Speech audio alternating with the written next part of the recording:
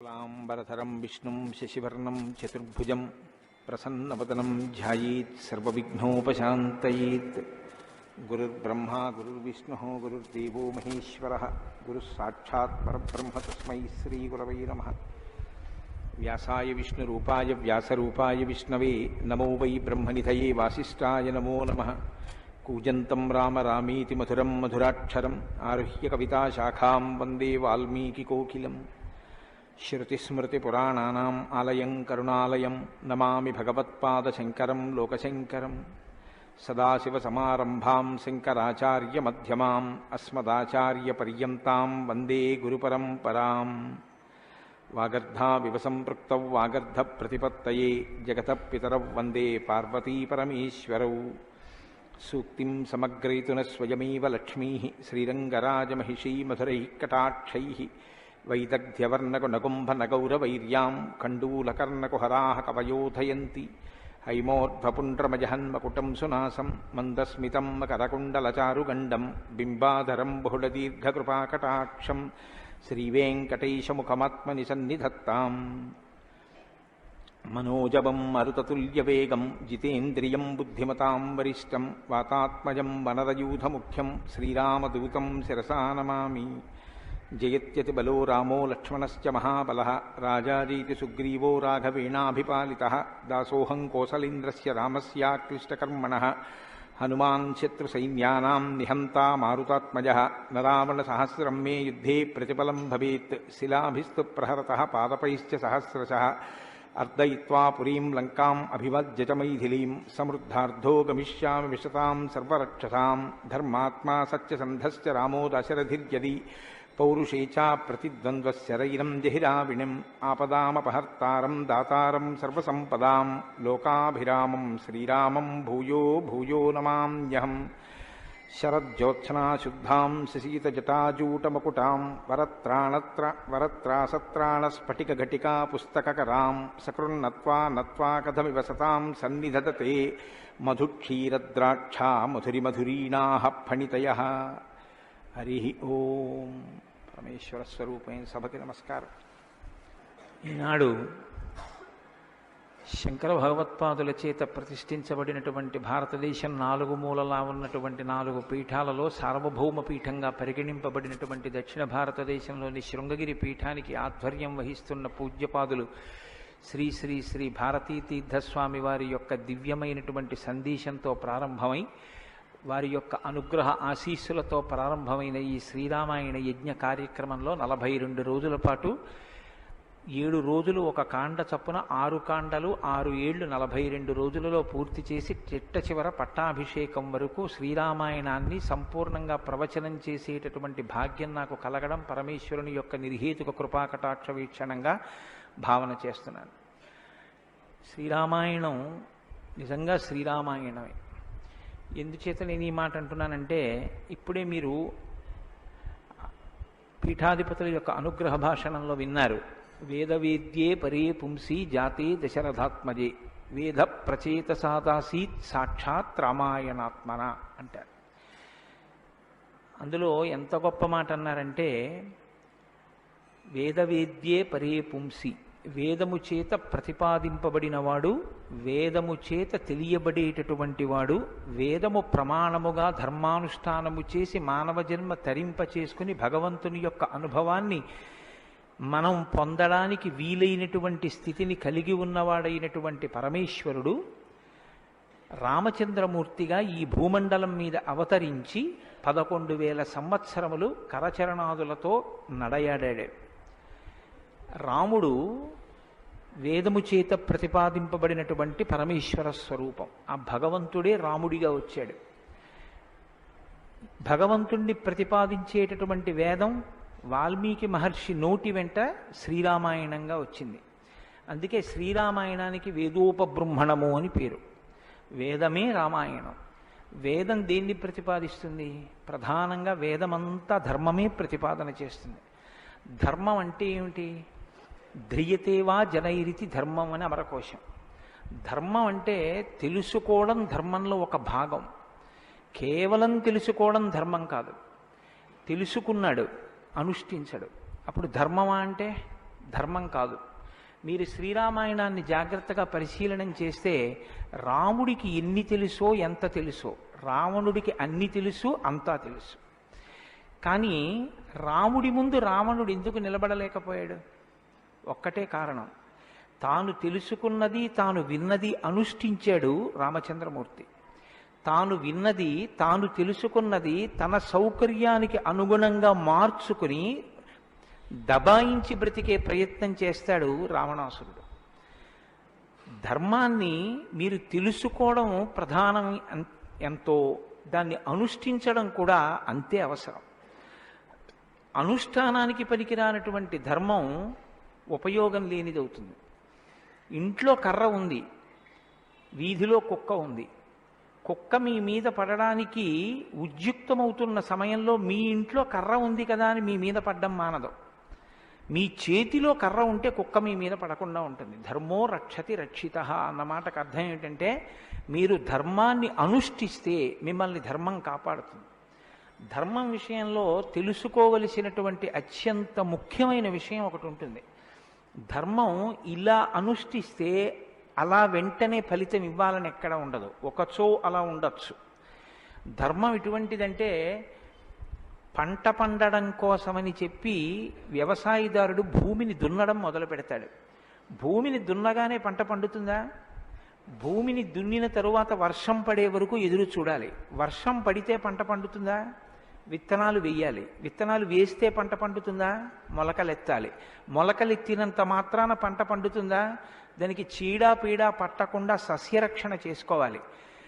6 గాలము శ్రమిస్తే చిట్ట చివర ఆ పంట బాగా చేతికొచ్చి ఫలసాయాన్ని ఇస్తుంది. అప్పుడు కోత కోసి తెచ్చి పొలం గట్టున వేసి బస్తాలకెత్తి ఇంటికి తీసుకెళ్లి దాచుకునే పర్యంతము పండిన పంట మీ చేతికి వచ్చింది అని నమ్మకంగా చెప్పడం సాధ్యం కాదు.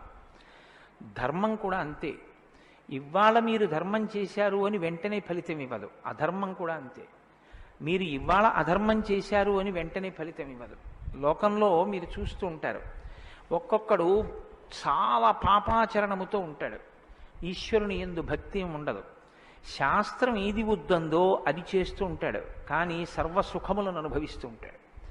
మనకేమనిపిస్తుందంటే, ఆయన ఈశ్వరుణ్ణి ధిక్కరించాడు కదా, ఆయన ఏం ధర్మం పాటించట్లేదు కదా, ఆయన ఏం వేద ప్రమాణాన్ని అంగీకరించట్లేదు కదా, ఆయన సంతోషంగా సుఖంగా ఉన్నాడు.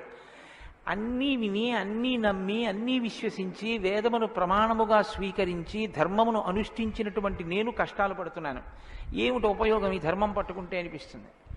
ధర్మం పట్టుకోవడం ఎటువంటిది అంటే, పంట పండడం కోసమని పొలం దున్నడం లాంటిది. పొలం దున్ని కష్టపడిన వాడికి పంట ఎప్పటికైనా చేతికొచ్చినట్టే. ధర్మాన్ని అనుష్ఠించిన వాడికి కూడా ధర్మం కాపాడి తీరుతుంది. అధర్మం ఇంటికి అంటుకున్నటువంటి చిన్న మంట లాంటిది.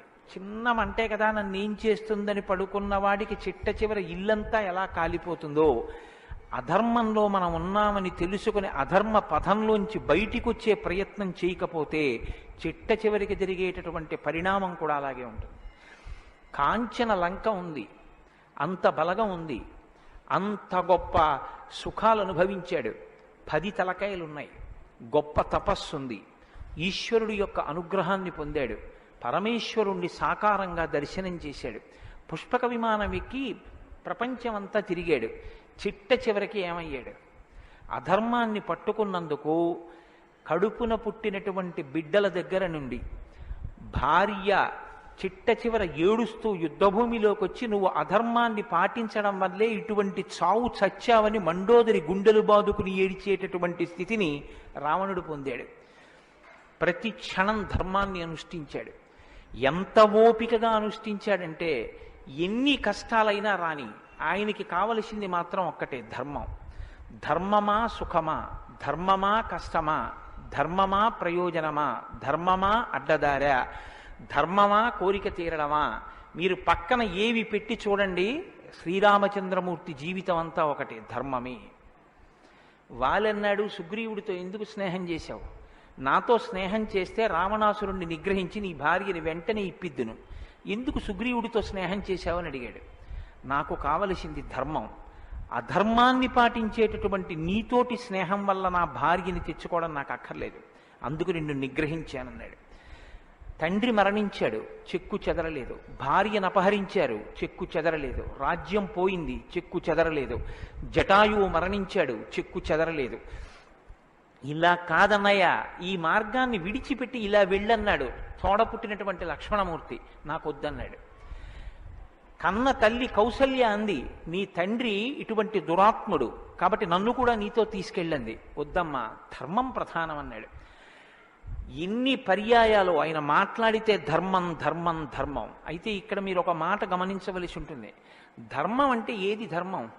కోటేశ్వరరావు గారు చెప్తే ధర్మం అవుతుందా? లేకపోతే ఎవరో నేను ఇది చెప్తానండి ఇది ధర్మం అంటే అవుతుందా? మనం చెప్తే ధర్మం అవదు, వేదం చెప్తే ధర్మం అవుతుంది. వేదం ఏది చెప్పిందో అది ధర్మం. వేదమునకు వ్యతిరేకముగా చెప్పనటువంటి స్మృతి చెప్పినది ధర్మం. వేదమునకు వ్యతిరేకంగా చెప్పని స్మృతి చెప్పిన మాట పాటించిన వాడిది ధర్మం. ఆ ధర్మం ఎవడు పట్టుకుంటాడో వాడే శ్రీరాముడు. ఆ ధర్మాన్ని ఎవడు పట్టుకుంటాడో వాడు అంతిమంగా పొందేది ఏదంటే విజయమే. 11,000 సంవత్సరములు ఈ భూమండలాన్ని పరిపాలించినటువంటి రామచంద్రమూర్తి పడనటువంటి కష్టం లేదు. ఇన్ని కష్టాలు పడుతున్నా ఆయన ఇతరులకు సుఖాన్ని ఇచ్చాడు, ఇతరులకు ఆనందం ఇచ్చాడు, ఇతరులకు సంతోషం ఇచ్చాడు తప్ప నేనింత కష్టంలో ఉన్నాను మీరెందుకు నవ్వాలని ఆయన ఎన్నడూ అడగలేదు. అందుకే రాముడు యోగి అన్నారు పెద్దలు. యోగి అంటే పైన ఎన్ని కష్టాలైనా రావచ్చు, కానీ లోపల మాత్రం తాను నిర్వికారంగా ఉంటాడు. అందుకే పుట్టినది కూడా నవమి తిథి నాడు పుట్టాడు మహానుభావుడు. 9 అంకెకున్న గొప్పతనం చూడండి. మీరు ఎంత పెట్టి 9ని హెచ్చవేయండి మళ్ళీ 9గా మారుతూ ఉంటుంది. 9 ఒకట్ల 9, 9 2 18, 8 1 9, 9 3 27, 7 2 9, 9 4 36, 6 3 9, 9 5 45, 5 4 9. ఏం చేసినా మళ్ళీ 9 అవుతూ ఉంటుంది. ఎన్ని కష్టాలు బయట రానివ్వండి, ఎన్ని వైక్లభ్యాలు కలగనివ్వండి, లోపల మాత్రం రాముడు ఎప్పుడూ ధర్మాన్నే పట్టుకుని ఉంటాడు. ధర్మాన్ని పట్టుకోవడం అంటే రాముడు రామాయణంలో మాట్లాడింది మీరు గమనించాలి. ఎప్పుడైనా రామాయణం చదవడం, రామాయణం వినడం అంటే ఒక్క పర్యాయం అని మీరు అనుకోకండి. రామాయణాన్ని బహుకోణాలలో చదవండి. రాముడు మాట్లాడితే అని రామాయణం చదవండి ఒకసారి. రాముడు ఎప్పుడు నేను ఇలా చెప్తాను అని అనడు. రాముడు ఎప్పుడు చెప్పినా ఎలా చెప్తాడంటే ఋషులు ఇలా చెప్పారంటాడు, పెద్దలు ఇలా చెప్పారంటాడు, శాస్త్రం ఇలా చెప్పిందంటాడు తప్ప నేను ఇలా చెప్తానన్నాడు రాముడు. తన నిర్ణయం కాదు, తాను ఏది చెప్పాలో కాదు, శాస్త్రం ఏం చెప్పిందో చెప్తాడు, ఋషులు ఏం చెప్పారో చెప్తాడు, పెద్దలు ఏం చెప్పారో చెప్తాడు, తాను ఎందుకు ధర్మాన్ని అనుష్ఠిస్తున్నానో చెప్తాడు. తన జీవితాన్ని ఆదర్శవంతంగా తీసుకొచ్చి మనుష్య జాతికంతటికి ఫలంగా అందించాడు. అటువంటి ధర్మాత్ముడైనటువంటి రామచంద్రమూర్తి మనుష్యుడిగా అవతారాన్ని స్వీకరించి ఉండకపోతే అసలు మనుష్యుని యొక్క జన్మ ప్రయోజనం ఇంత గొప్పవాడా మనిషి అన్న విషయమే లోకానికి అర్థమయ్యుండేది కాదు. ఎందుకంటే మీరు ఒక విషయాన్ని జాగ్రత్తగా గమనించండి. రామావతార స్వీకారానికి ముందరే రామనామం లోకంలో ఉంది. రామావతారానికి ముందు రామనామం లేకపోతే వాల్మీకి మహర్షికి రామనామాన్ని ఎలాగా ఉపదేశం చేశారు ఋషులు? ఆయనకి ఉపదేశం చేసిన తరువాత కదా రామచంద్రమూర్తి అవతారం వచ్చింది. ఆయన వాల్మీకిగా మారిన తరువాత కదా రాముడు పుట్టింది. కాబట్టి రామ అన్న నామం సాక్షాత్తు ఈశ్వరుడు యొక్క నామం. అది రమయతీతి రామ, లోకులనందరినీ రమింపచేసేటటువంటి నామం. అంతటి మహోత్కృష్టమైనటువంటి శీల సంపద కలిగినటువంటి వాడు రామచంద్రమూర్తి. అందుకే రామాయణాన్ని రామచంద్రమూర్తిని ఎంతకాలం మనుష్య జాతి ఆరాధన చేస్తుందో అంతకాలం మానవత్వం బ్రతికుంటుంది. ఏనాడు రామచంద్రమూర్తిని మరిచిపోతామో, ఏనాడు రామాయణం మనకు అక్కర్లేదని అంటామో, ఆనాడు మనిషిగా కనపడుతున్న మనుష్యత్వం చచ్చిపోతుంది, మానవత్వం చచ్చిపోతుంది, నరత్వం చచ్చిపోతుంది. అది పోయిన నాడు నరజన్మ యొక్క ప్రయోజనమే పోతుంది. అందుకే మీరు చూడండి, విష్ణువు దశావతారములను స్వీకరించారు.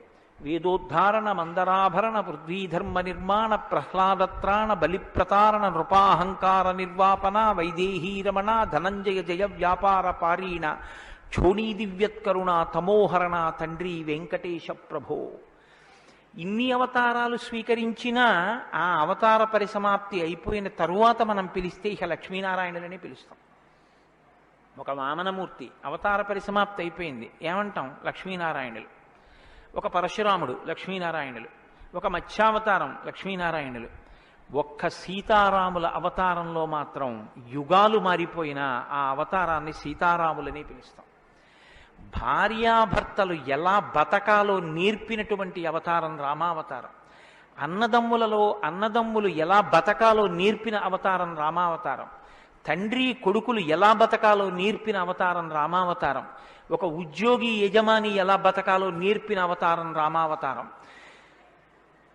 చివరికి ఎంత కష్టం కడుపులో ఉన్న రాజారాముడిగా సింహాసనం మీద కూర్చోవలసి వస్తే ప్రజల్ని కన్నబిడ్డల్లా పరిపాలించగలిగినటువంటి ధర్మాన్ని నిలబెట్టుకోగలిగినటువంటి సంపూర్ణత్వాన్ని సంతరించుకున్నటువంటి మనుష్య స్థితిని పొందిన అవతారం రామావతారం.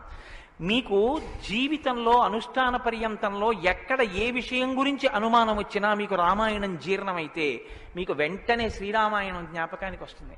అప్పుడు రాముడు ఇలా ప్రవర్తించాడు అని మీకు జ్ఞాపకం వస్తుంది. రామాయణం మీకు జీర్ణమైతే మీ భాష తీరు మారిపోతుంది. రామాయణం మీకు జీర్ణమైతే మాట ఎంత గొప్పదో మీకు అర్థమవుతుంది. నేను అందుకే మీకు మనవి చేశాను, రామాయణాన్ని రామాయణంగా చదవకండి అని. రామాయణం జ్యోతిష శాస్త్రం, రామాయణం వాస్తుశాస్త్రం, రామాయణం ధర్మశాస్త్రం, రామాయణం వాక్కు, రామాయణం ధర్మ పరిపాలన, రామాయణం న్యాయం, రామాయణం సామాజిక శాస్త్రం, రామాయణం శకున శాస్త్రం, రామాయణం పర్యావరణం, రామాయణం గురుభక్తి, రామాయణం శిష్యధర్మం. మీ ఇష్టం, ఎలా చదవండి, రామాయణం అలా వస్తుంది. మీకిచ్చినది మట్టి ముద్ద, మీరు దాంతో మూకుడు చేసుకుంటారో, పళ్ళెం చేసుకుంటారో, ప్రమిద చేసుకుంటారో, గిన్నె చేసుకుంటారో, గరిట చేసుకుంటారో మీ ఇష్టం.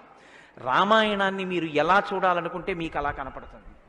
శ్రీరామాయణానికి ఉన్న గొప్పతనం ఏమిటంటే వాల్మీకి మహర్షి ఎవ్వరికీ కూడా కితాబులు ఇవ్వరు. రావణాసురుడు దుష్టుడని వాల్మీకి మహర్షి అనరు. వాల్మీకి మహర్షి చెప్పేది ఇలా చేశాడని చెప్తారు. తెల్లవారకట్ట లేచాడు, పరస్త్రీ పట్ల కామంతో మనసు కదిలింది. నీకు నచ్చి నీకు కూడా అలా ఉండాలనుకుంటే నీ ఇష్టం, నీ తల కూడా తెగిపోతుంది. నీవు కూడా పుత్రమిత్ర కళత్రాదులతో భంగపాటు పొందుతావు. రాముడు నిద్రలేస్తూనే నదీ స్నానం చేసి సంధ్యావందనం చేశాడు. నువ్వు రాముడిలా ఉండాలనుకుంటే 7 తరాలు తరిస్తాయి.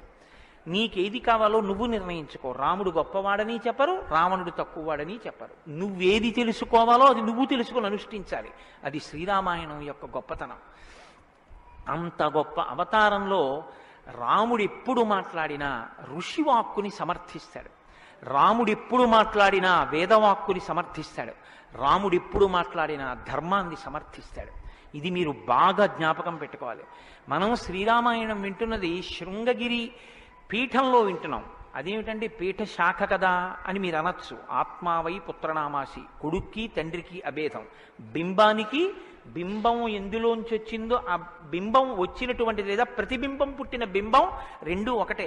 అద్దం ముందు నిలబడితే నా ప్రతిబింబం కనబడితే ఆ ప్రతిబింబం బొట్టు పెట్టుకోలేదనుకోండి, దిక్కుమాలిన ప్రతిబింబమా బొట్టు పెట్టుకోవద్దా, తప్పు కదా అని ప్రతిబింబానికి బొట్టు పెడితే నాకు బొట్టు వస్తుందా? బింబానికి బొట్టెట్టుకుంటే ప్రతిబింబానికి బొట్టు వస్తుంది.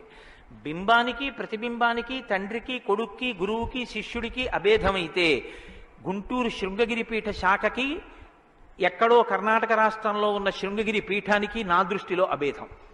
శృంగగిరి పీఠంలో కూర్చుని శ్రీరామాయణ ప్రవచనం చెయ్యవలసి వస్తే నేను ఒక మాట చెప్పకుండా రామాయణాన్ని ప్రారంభించేస్తే నేను ఒక పొరపాటు చేసిన వాడిని అవుతాను.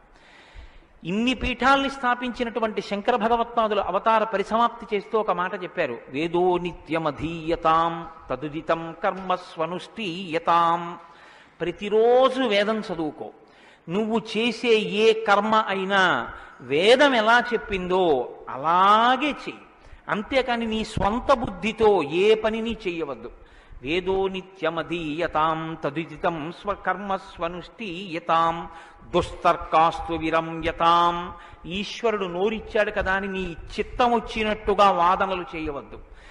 నువ్వు ఏది మాట్లాడినా శృతిశిరపక్షస్వనుష్ఠీయతాం. ఉపనిషత్తులు ఏం చెప్పాయో, వేదం ఏం చెప్పిందో దాన్ని సమర్థించడానికి నీ వాగ్బలాన్ని ఉపయోగించు. అంతేకాని ఈశ్వరుడు వాక్కు ఇచ్చాడు కదా అని నీ ఇష్టం వచ్చినట్టు నువ్వు మాట్లాడితే చూడలేదు, లెక్క కట్టుకోలేడని నువ్వు అనుకోవద్దు. లెక్క కట్టేవాడు ఒకడు ఉన్నాడు. మీరు చూడండి, 84 లక్షల జీవరాశులు ఈ ప్రపంచంలో ఉన్నాయి. 84 లక్షల జీవరాశుల్లో 83,99,999 జీవరాశులకి వాక్కు లేదు. ఒక్క నరజన్మకే వాక్కుంది. మళ్ళీ ఈ నరజన్మలో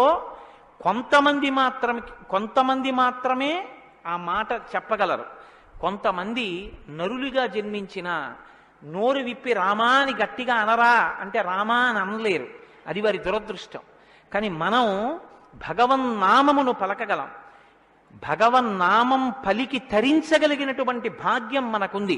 హరునకు విభీషణున కద్రిజకున్ తిరుమంత్రరాజమై కరికి నహల్యకున్ ద్రుపదకన్యకు నార్తి హరించు చుట్టమై బరగిన ఎట్టి నీ పతితపావన నామము నాదు జిహ్వపై నిరంతరము నటింపచేయుమి కదా చరధి కరుణాపయోనిధి అని వేడుకున్నాడు గోపరాజు గారు. నాకేం అక్కర్లేదయ్యా స్వామి, నీ నామం నా నాలుక మీద నర్తింపచేయవయ్యా చాలన్నాడు. పవి పుష్పంబగు అగ్ని మంచగు నాకూపారం భూమిస్థలంబగు శత్రుండతిమిత్రుడవు విషము దివ్యాహారమౌ నిన్నగా అవనీమండలి లోపలం శివ శివేచ్ఛాభాషణోల్లాసకిన్ శివ నీ నామము సర్వవస్యకరమౌ శ్రీకాళహస్తీశ్వర. నాకు నీ శివనామం నా నాలుక మీద నర్తించాలని కోరుకున్నాడు ధూర్జటి.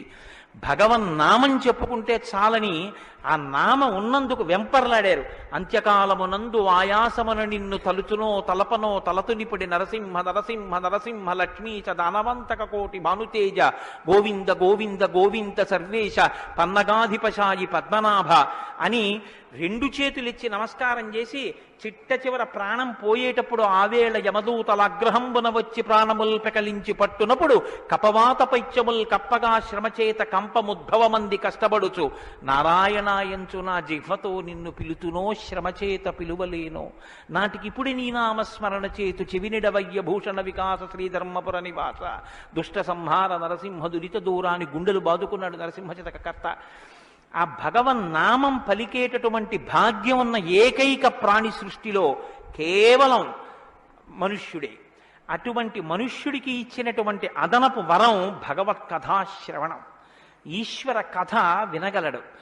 ఆ ఈశ్వర కథ వింటేనే సమస్త సంసార భ్రమణ పరితాపోపశమనం అంటారు శంకర భగవత్పాదులు. గలంతి శంభోత్వచ్చరిత సరిత కిల్బిషరజో దళంతి ధీకుల్యాశ్సరతి పతంతి విజయతాం దిశంతి సంసార భ్రమణ పరితాపోపశమనం వసంతి మచ్చేతో హృదవు విశివానందలహరి అంటారు.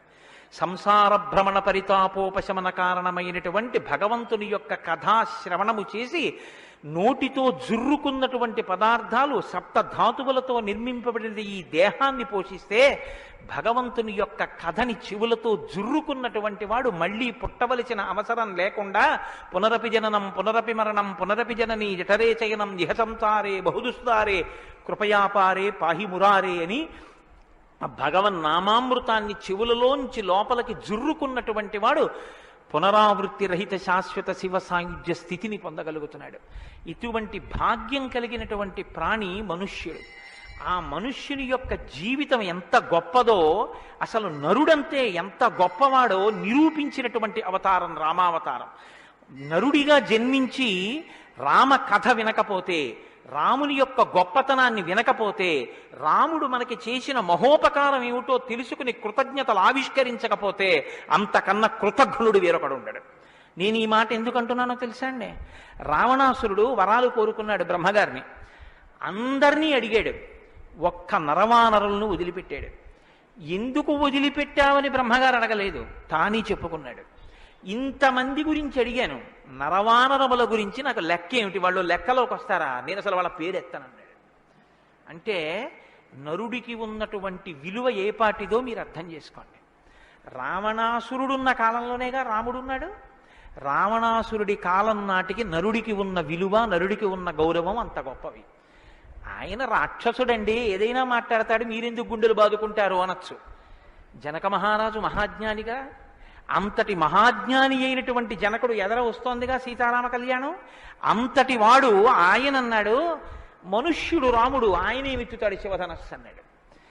మనుష్య జన్మ అంటే అంత చులకనగా చూడబడినటువంటి రోజుల్లో నరుడంటే ఎంత గొప్పవాడో నిరూపించి చూపించాడు. అందుకే ఆయన అవతార పరిసమాప్తి చెయ్యాలి అంటే రావణ సంహారం చేసేసి అవతార పరిసమాప్తి చేసేయచ్చు. కానీ ఆయన అలా చేయలేదు, ప్రతిజ్ఞ చేశారు. దశవర్ష సహస్రాన్ని దశవర్ష శతానిచ, నేను 11,000 సంవత్సరములు ఈ భూమండలం మీద నడుస్తానన్నారు. దేని కొరకు అంటే 11,000 సంవత్సరములు నేను ఈ భూమి మీద ఉండి భార్యాసహితుడనై బిడ్డల్ని కని ధర్మాన్ని అనుష్ఠించి ఒక నరుడు ధర్మాన్ని పట్టుకుంటే ఎంత గొప్పవాడు కాగలడో నిరూపిస్తానన్నాడు రాముడు. అటువంటి నరుడి కథ అయినటువంటి రామకథ వినకపోతే, రాముడికి కృతజ్ఞతలు ఆవిష్కరించకపోతే, మనసార రామనామం చెప్పకపోతే, రామచంద్రమూర్తికి నమస్కరించకపోతే ఆ జన్మ వృధా అయిపోయినటువంటి జన్మ. అంతటి మహాత్ముడు రామచంద్రమూర్తి. కాబట్టి వేదవేద్యే పరే పుంసీ జాతే దశరథాత్మజే వేద ప్రచేతసాదాసీత్ సాక్షాత్ రామాయణాత్మన. వేదము వేదోపబృంహణమై రామకథగా భూలోకంలో వచ్చింది. ఆ వేదము ఈశ్వరుని యొక్క శ్వాస. ఈ వేదము వాల్మీకి గిరి సంభూత.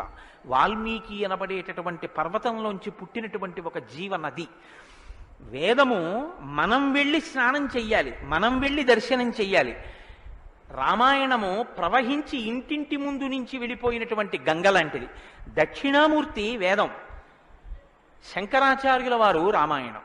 దక్షిణామూర్తి ఎక్కడో ఒక్క చోట కూర్చుని ఉంటారు. సనక సనందనాదులు కూడా ఆయన కూర్చున్న చోటుకే వెళ్ళి నమస్కారం చేసి జ్ఞానోపలబ్ధి పొందాలి. శంకరాచార్యుల వారు అలా కాదు. శంభోర్మూర్తిశ్చరతి భువనే శంకరాచార్య రూప.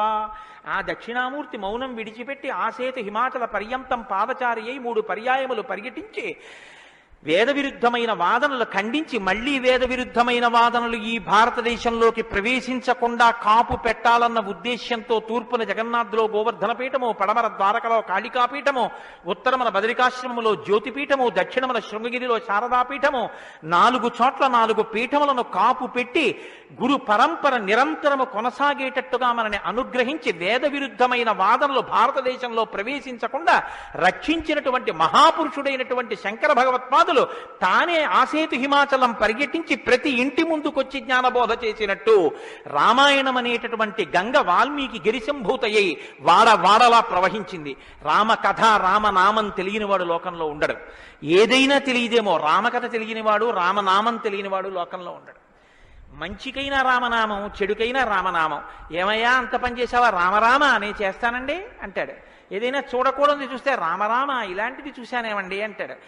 ఏదైనా మంచి జరిగితే రామరామ ఎంత మంచి మాట విన్నాను ఇవ్వాలంటాడు. భారతీయ సంస్కృతిలో రామనామం మమేకం అయిపోయింది. అటువంటి రామాయణం, అటువంటి రామనామం ధర్మానికి ఆలవాలం. ధర్మాన్ని వ్యతిరేకించడం కన్నా ఘోరమైన పాపం లోకంలో ఇంకోటి ఉండదు. ఇవాల్టి రోజున రామాయణం యొక్క ఆవశ్యకత మరీ ఎక్కువ. ఎందుచేతనో తెలుసా అండి? ఒకానొకప్పుడు ధర్మానికి వ్యతిరేకంగా మాట్లాడితేనే చాలా దోషం. అటువంటిది ఇవాళ ఏ స్థితి వచ్చేసిందంటే, ధర్మాన్ని ధర్మము అని పేరు పెట్టి వ్యతిరేకంగా మాట్లాడితే బాగుండదని ధర్మానికి ఇంకొక పేరు పెట్టి వ్యతిరేకంగా మాట్లాడే రోజులు వచ్చాయి. ఒకడు ఆవుని చంపేయాలనుకున్నాడు. ఆవుని చంపేయండి అంటే మిగిలిన వాళ్ళు బుద్ధి ఉందా లేదా అంటారు. అందుకని ఆవుని ఇంకొక క్రూర మృగం పేరు పెట్టి పిలిచి చంపేయమన్నాడు వాడు. ఎంత గడుసరితనం చూడండి. ఈ పులిని చంపేయండి అన్నాడు. పులిని చంపేయండి అంటే చూడని వాడు ఏమనుకుంటాడు? పులిని చంపేస్తే తప్పేమిటి, వచ్చి ఊళ్ళ మీద పడిపోతుంది అనుకుంటాడు. అది పావుని చంపేయండి అన్నాడు.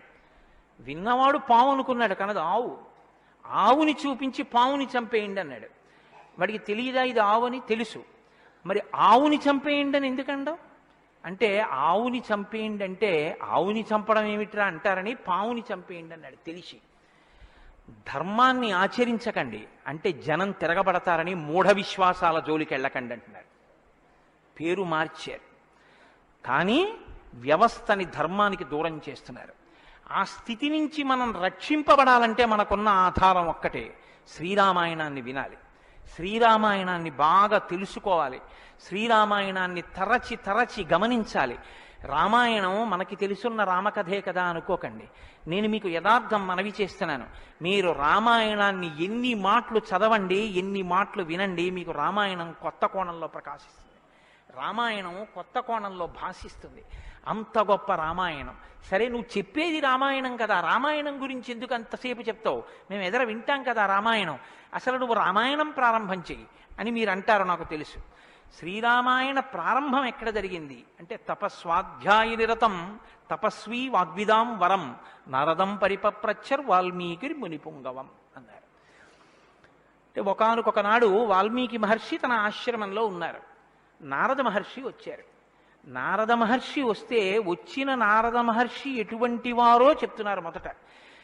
ఏదో నారదుడు వచ్చారు, వాల్మీకి అడిగారు, అది కాదు ఆ శ్లోకం. మీరు ఆ శ్లోకాన్ని చాలా జాగ్రత్తగా గమనించాలి. ఎటువంటి నారదుడు ఎటువంటి వాల్మీకి మహర్షి ఆశ్రమానికి వచ్చారట? తపస్వాధ్యాయ నిరతం తపస్వి వాగ్విదాం వరం నారదం పరిపప్రచ్చర్ వాల్మీకిర్ మునిపుంగవం.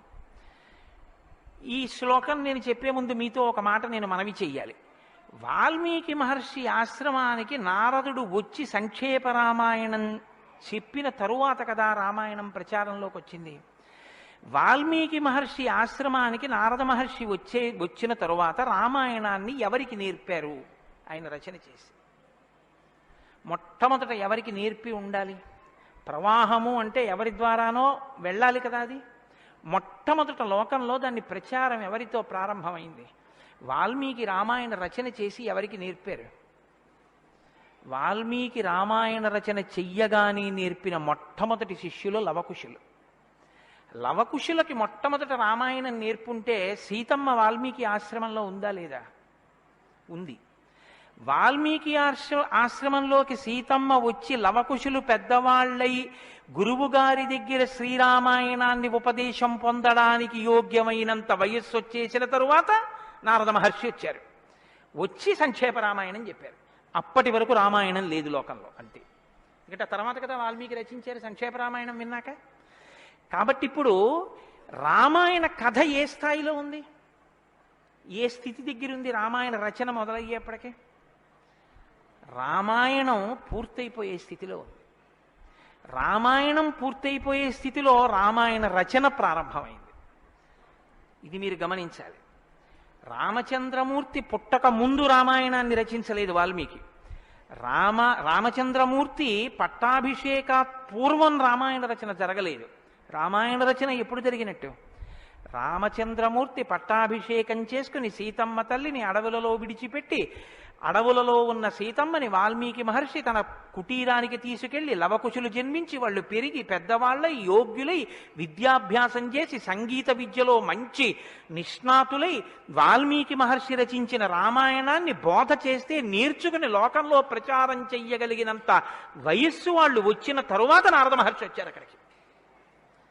అలా ఎందుకు జరగాలి అంటే, వచ్చినటువంటి మహానుభావుడు రామచంద్రమూర్తిగా వచ్చాడు, మనుష్యుడిగా నడిచి చూపించేశాడు. అప్పటికే 11,000 సంవత్సరాలు ఇంచుమించు పూర్తయిపోతున్నాయి. జరిగిన కథ జరిగిపోయింది. జరిగిన కథ జరిగిపోయిన తర్వాత ఇప్పుడు వచ్చాడు నారదుడు. ఇప్పుడు జరిగిపోయిన కథలో అడుగు తీసి అడుగు వేస్తే ధర్మం. రామాయణంలో అడుగు తీసి అడుగేస్తే ఎంత కథ చెప్పాలండి నారదుడు వాల్మీకి మహర్షికి? రాముడు పుట్టుక ముందు దగ్గర నుంచి చాలా కష్టపడి రాముడు ఇలా మాట్లాడాడు, రాముడు అలా మాట్లాడాడు, సీతమ్మ రాముడి దగ్గరికి ఇలా వెళ్ళింది, దశరథ మహారాజు గారి దగ్గరికి రాముడు ఇలా వెళ్ళాడు, రాముడు కౌసల్య దగ్గరికి ఇలా వెళ్ళాడు, రాముడితో ఇలా మాట్లాడాడు, ఇవన్నీ నారదుడు చెప్పాలి. నారదుడు ఎలా చెప్పగలడు? చెప్పగలడు. సర్వజ్ఞుడు, మహానుభావుడు, గురుస్వరూపం కాబట్టి చెప్పగలడు. కానీ అలా చెప్తూ వెడితే రామాయణం ఎవరు చెప్పినట్టు అవుతుంది? నారదుడు చెప్పింది వాల్మీకి రాసింది అవుతుంది. మరి వాల్మీకి రామాయణ రచన చేశారని మనం ఎలా చెప్తున్నాం? ఒకటే కారణం, సంక్షేప రామాయణమే నారదుడు చెప్పాడు. కేవలం ఒక 100 శ్లోకాల దగ్గరలో రామకథని ఒక్కసారి అలా చిన్న మాల కింద అల్లి చెప్పి వెళ్ళిపోయాడంతే. మిగిలిన రామకథ రాముడు ఎలా కదిలాడో, ఎలా అడుగేశాడో, ఎలా నడిచాడో, ఎలా మాట్లాడాడో ఇవన్నీ వాల్మీకి మహర్షికి కనపడ్డాయి. ఎప్పుడు? అయిపోయాక కదండి. రాముడు పుట్టేశాక, రాముడు మాట్లాడాక, రాముడి పెళ్ళైపోయాక, రాముడు యుద్ధం చేశాక, రాముడు అప్పుడు సీతమ్మతో అంతఃపురంలో ఇలా మాట్లాడాడని వాల్మీకి తెలిసింది. ఎలా తెలిసింది? 2 కారణాలతో తెలియాలి. రాముడు చెప్పాలి, 2 వాల్మీకి ఊహ చెయ్యాలి. రాముడు చెప్తే అన్నీ అలా ఏకాంతంలో తాను సీతమ్మతో మాట్లాడినవి కూడా చెప్తాడా? మర్యాదా పురుషోత్తముడైన వాడు. 2 ఊహ చేస్తే ఊహ నిజం కావాలని ఎక్కడుంది? అప్పుడు రామాయణం మీరు వేదోపబ్రహ్మణంగా ప్రమాణంగా ఎలా స్వీకరించి చెప్పుకుంటున్నారు ఇవాళకి? కాబట్టి ఆ రెండిటికి మధ్యలో ఏదో ఉండాలి మీరు నమ్మాలంటే కదా. ఇప్పుడు చెప్పండి, రామాయణం ఓ కొత్త కోణంలో మీరు వినవలసిన అవసరం ఉందా లేదా ప్రారంభంలోనే? కాబట్టి నారదుడు వచ్చాడు, వాల్మీకి చెప్పాడు, అంతే. వినకండి. ఎటువంటి నారదుడు వచ్చాడు, ఎటువంటి వాల్మీకి చెప్తున్నాడు అసలు? ఏ స్థితిలో ఉన్నారు ఇప్పుడు వాల్మీకి మహర్షి అంటే? సీతమ్మ తల్లి ఆయన ఆశ్రమంలో ఉంది. సీతమ్మ తల్లి ఊరట పొందడానికి కావలసిన వాతావరణం ఆశ్రమంలో ఉంది. ఆయన నిరంతరము కూడా తపస్వి అయి ఉన్నారు. తపస్వి అంటే కృచ్ఛచాంద్రాయణాది వ్రతములు చేసేటటువంటి వాడు. అంటే శుక్లపక్షంలో తిథులు పెరుగుతున్నప్పుడు ఒక్కొక్క ముద్ద పెంచుకుంటూ వెడతారు. పౌర్ణమికి పూర్తిగా భోజనం చేస్తారు. బహుళపక్షంలో ఒక్కొక్క ముద్ద తగ్గిస్తూ అమావాస్య వచ్చేటప్పటికి పూర్ణంగా ఆహారం విడిచిపెట్టేస్తారు. ఇలా విడిచిపెట్టి నిరంతరం వేదం చదువుకుంటూ వేదము చేత ప్రతిపాదింపబడిన పరమేశ్వర స్వరూపాన్ని ఇక్కడే అనుభవంలోకి తెచ్చుకునే ప్రయత్నం చేస్తారు. అహం బ్రహ్మాస్మి అంటే అది కదండి శృంగగిరి పీఠానికి మహావాక్యం, అహం బ్రహ్మాస్మి, నేనే ఈశ్వరుడను అన్న వాక్యాన్ని అనుభవపూర్వకం చేసుకోవాలి. దానికి వ్రతం అంతా కర్మాచరణం. ఇప్పుడు ఈ కర్మాచరణం అంతా చేసి తపిస్తున్న వాల్మీకి దేని కొరకు తపిస్తున్నారు? బ్రహ్మముగా తనను తాను తెలుసుకొనుట కొరకు ప్రయత్నిస్తున్నారు. ఇప్పుడు యోగ్యమైన కాలం సిద్ధించింది. యోగ్యమైన కాలం సిద్ధిస్తే ఉపదేశం చెయ్యడానికి రావలసిన వాడు ఎవరు రావాలి? గురువుగారు రావాలి. గురువుగారి కన్నా మంగళస్వరూపం లోకంలో ఉంటుందా? ఇంకుండదు. అన్నిటికన్నా మంగళస్వరూపం ఏది అంటే గురువుగారే. గురువుగారి కన్నా గొప్పవాడు, గురువుగారి కన్నా అధికుడు లోకంలో ఉండడు. నగురోరధికం నగురోరధికం నగురోరధికం ఇది శివశాసనత. గురువు కన్నా అధికుడి లోకంలో లేడు. మరి ఈశ్వరుడండి అని మీకు అనుమానం రావచ్చు. ఈశ్వరుడి కన్నా అధికుడు గురువే. ఎందువల్ల? అసలు గురువు లేకపోతే ఈశ్వరుడి యొక్క అస్తిత్వం ప్రకటనం కాదు. సరికదా? నేను మీకు ఒక మాటలో చెప్పాలంటే శృంగగిరి పీఠాధిపత్యం వహించిన చంద్రశేఖర భారతీ స్వామి వారి దగ్గరికి ఒక వ్యక్తి వెళ్ళి అన్నాడు, నా దగ్గర ఒకటి కన్నా ఎక్కువ మంత్రాలు ఉపదేశం పొందినవి ఉన్నాయి. నేను ఒక మంత్రానికి ధ్యాన శ్లోకం చేసి మంత్రాన్ని అనుష్ఠిస్తుంటే ఇంకో మంత్రం యొక్క ధ్యాన శ్లోకంలో స్వరూపం కనపడుతోంది, నన్ను ఏం చేయమంటారని అడిగాడు. ఆయన అన్నారు, నీకు ఉపదేశం చేసినటువంటి గురువు గారి పాదాలు నీకు కనపడుతుంటాయా? అయ్యో నాకు చాలా ఇష్టం అండి, మా గురువు గారి పాదాలు నాకు బాగా జ్ఞాపకం. ఏ మంత్రం చేసినా గురువుగారి పాదాలే చూడన్నారు. అలా ఎలా కుదురుతుందండి అన్నాడు ఆయన. ఆ ధ్యాన శ్లోకంలో రూపం కదా చూడాలి. ఏ మంత్రం చేసినా గురువుగారి పాదాలు ఎలా చూస్తాం? ఏ గురుర్ బ్రహ్మ గురుర్ విష్ణు గురుర్దేవో మహేశ్వర, గురువే బ్రహ్మ గురువే విష్ణువు గురువే మహేశ్వరుడు. ఇక గురువుగారి పాదాలే ఆ దేవతలన్నీ. కాబట్టి గురువుగారి పాదాలు చూస్తూ నువ్వు ఏ మంత్రం చెప్పినా ఆ మంత్రం సిద్ధిస్తుంది. అయినప్పుడు ఇప్పుడు గురుదర్శనమే మంగళకరమైనటువంటి దర్శనం. నారదుని యొక్క దర్శనం, నారదుని యొక్క పేరెత్తడం కన్నా గొప్పతనం ఇంకోట్లేదు. కాబట్టి ఇప్పుడు రామాయణ ప్రారంభం దేనితో ప్రారంభమైంది? గురువుగారి దర్శనంతో ప్రారంభమైంది. నారద మహర్షి దర్శనం గురువు యొక్క దర్శనం. ఎవరికి? వాల్మీకి. రామాయణాన్ని నమ్ముకున్న జాతికి ప్రతినిధి. మనకే దర్శనంతో ప్రారంభమైంది? జగద్గురు దర్శనంతో మనకి ప్రారంభమైంది. కాబట్టి ఇప్పుడు ఎవరొచ్చారు? ఆ వచ్చినటువంటి వ్యక్తి సామాన్యమైనటువంటి వ్యక్తి రాలేదు. నారదుడు ఆ వచ్చినటువంటి వారు మహానుభావుడై తపస్వాధ్యాయ నిరతం, నిరంతరము తపస్సు చేసేటటువంటి వారు. మీతో మాట మనవి చేశాను. తపస్సు అంటే ఈ వ్రతమును ఆచరిస్తూ నిత్య నైమిత్తిక కర్మలను వైక్లభ్యం లేకుండా అనుష్ఠించేటటువంటి వారు. నిత్యకర్మ అని ఒకటి ఉంటుంది, అది ఎప్పుడూ మానడానికి వీల్లేదు. సంధ్యావందనం ఉంది, ఎప్పుడూ మానకూడదు, ఎప్పుడూ చేయవలసిందే. నైమిత్తిక కర్మ ఉంది, ఒక్కొక్క తిథి నాడు ఒక్కొక్కటి చెయ్యవలసి ఉంటుంది. శ్రీరామ నవమి వచ్చిందనుకోండి, ఏం చెయ్యాలి? శ్రీరామనవమి నాడు ఉదయం నుంచి రాత్రి వరకు శ్రీరామ జయ రామ జయ జయ రామ అన్న 13 అక్షరాల మంత్రాన్ని రాత్రి వరకు చేసి, రాత్రి ప్రదక్షిణం చేసి, ఉపవాసం చేసి, మరునాడు ఉదయం ఎక్కడ మీరు ఈ మంత్రం చేశారో అక్కడికి వచ్చిన తరువాత శ్రీరామ పట్టాభిషేక సర్గ, శ్రీరామావతార సర్గ, ఈ 2 సర్గలు పారాయణ చేయాలి. ఈ 2 పారాయణ చేసి, మొన్న శ్రీరామనవమి నాడు మేము కాకినాడలో అయ్యప్ప స్వామి దేవాలయంలో చేశాం. అవి ఈ 2 సర్గలు పారాయణ చేసి, తదనంతరం ముందు పేదలకి అన్నదానం నారాయణ సేవగా చేసి, తరువాత తాను ఆహారం స్వీకరించాలి. అది శ్రీరామనవమి నాడు చేయవలసినటువంటి విధానం. దీన్ని నైమిత్తిక తిథి ఆచరణము అంటారు. ఒక్కొక్క తిథి ఒక్కొక్కలా చెయ్యాలి.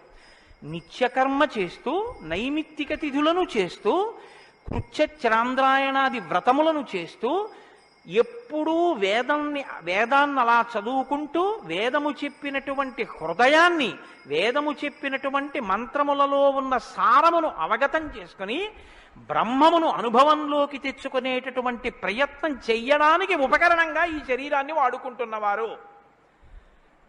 ఎంత తేడా ఉందో మీరు గమనించండి.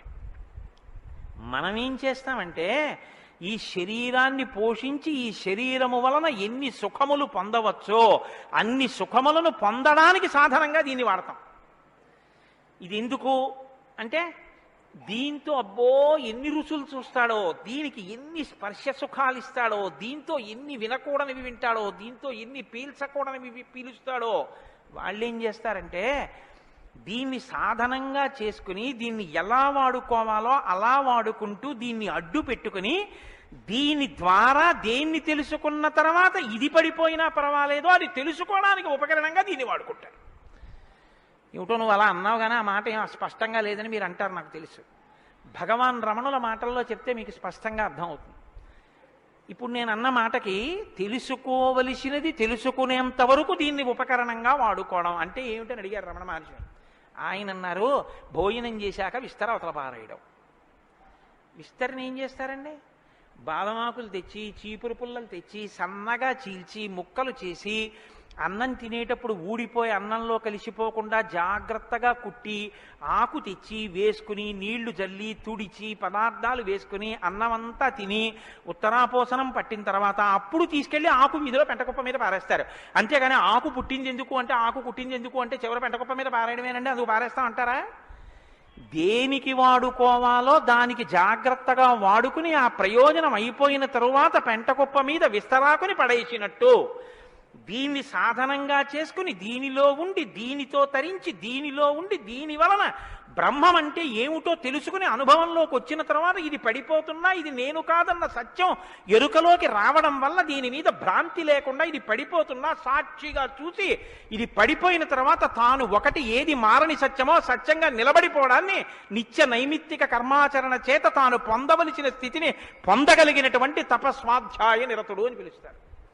ఇప్పుడు నారదుడు అది అంటే ఇప్పుడు ఆయన సద్గురువు మహానుభావుడై ఉన్నాడు. నారం దదాతి ఇది నారద, ఆయన జ్ఞానం ఇస్తాడు. కాబట్టి ఇప్పుడు తపస్వాధ్యాయ నిరతం అటువంటి వారు ఎక్కడికి వచ్చారు? వాగ్విదాం వరం. ఆయన ఎటువంటి వాడు? వాగ్విద.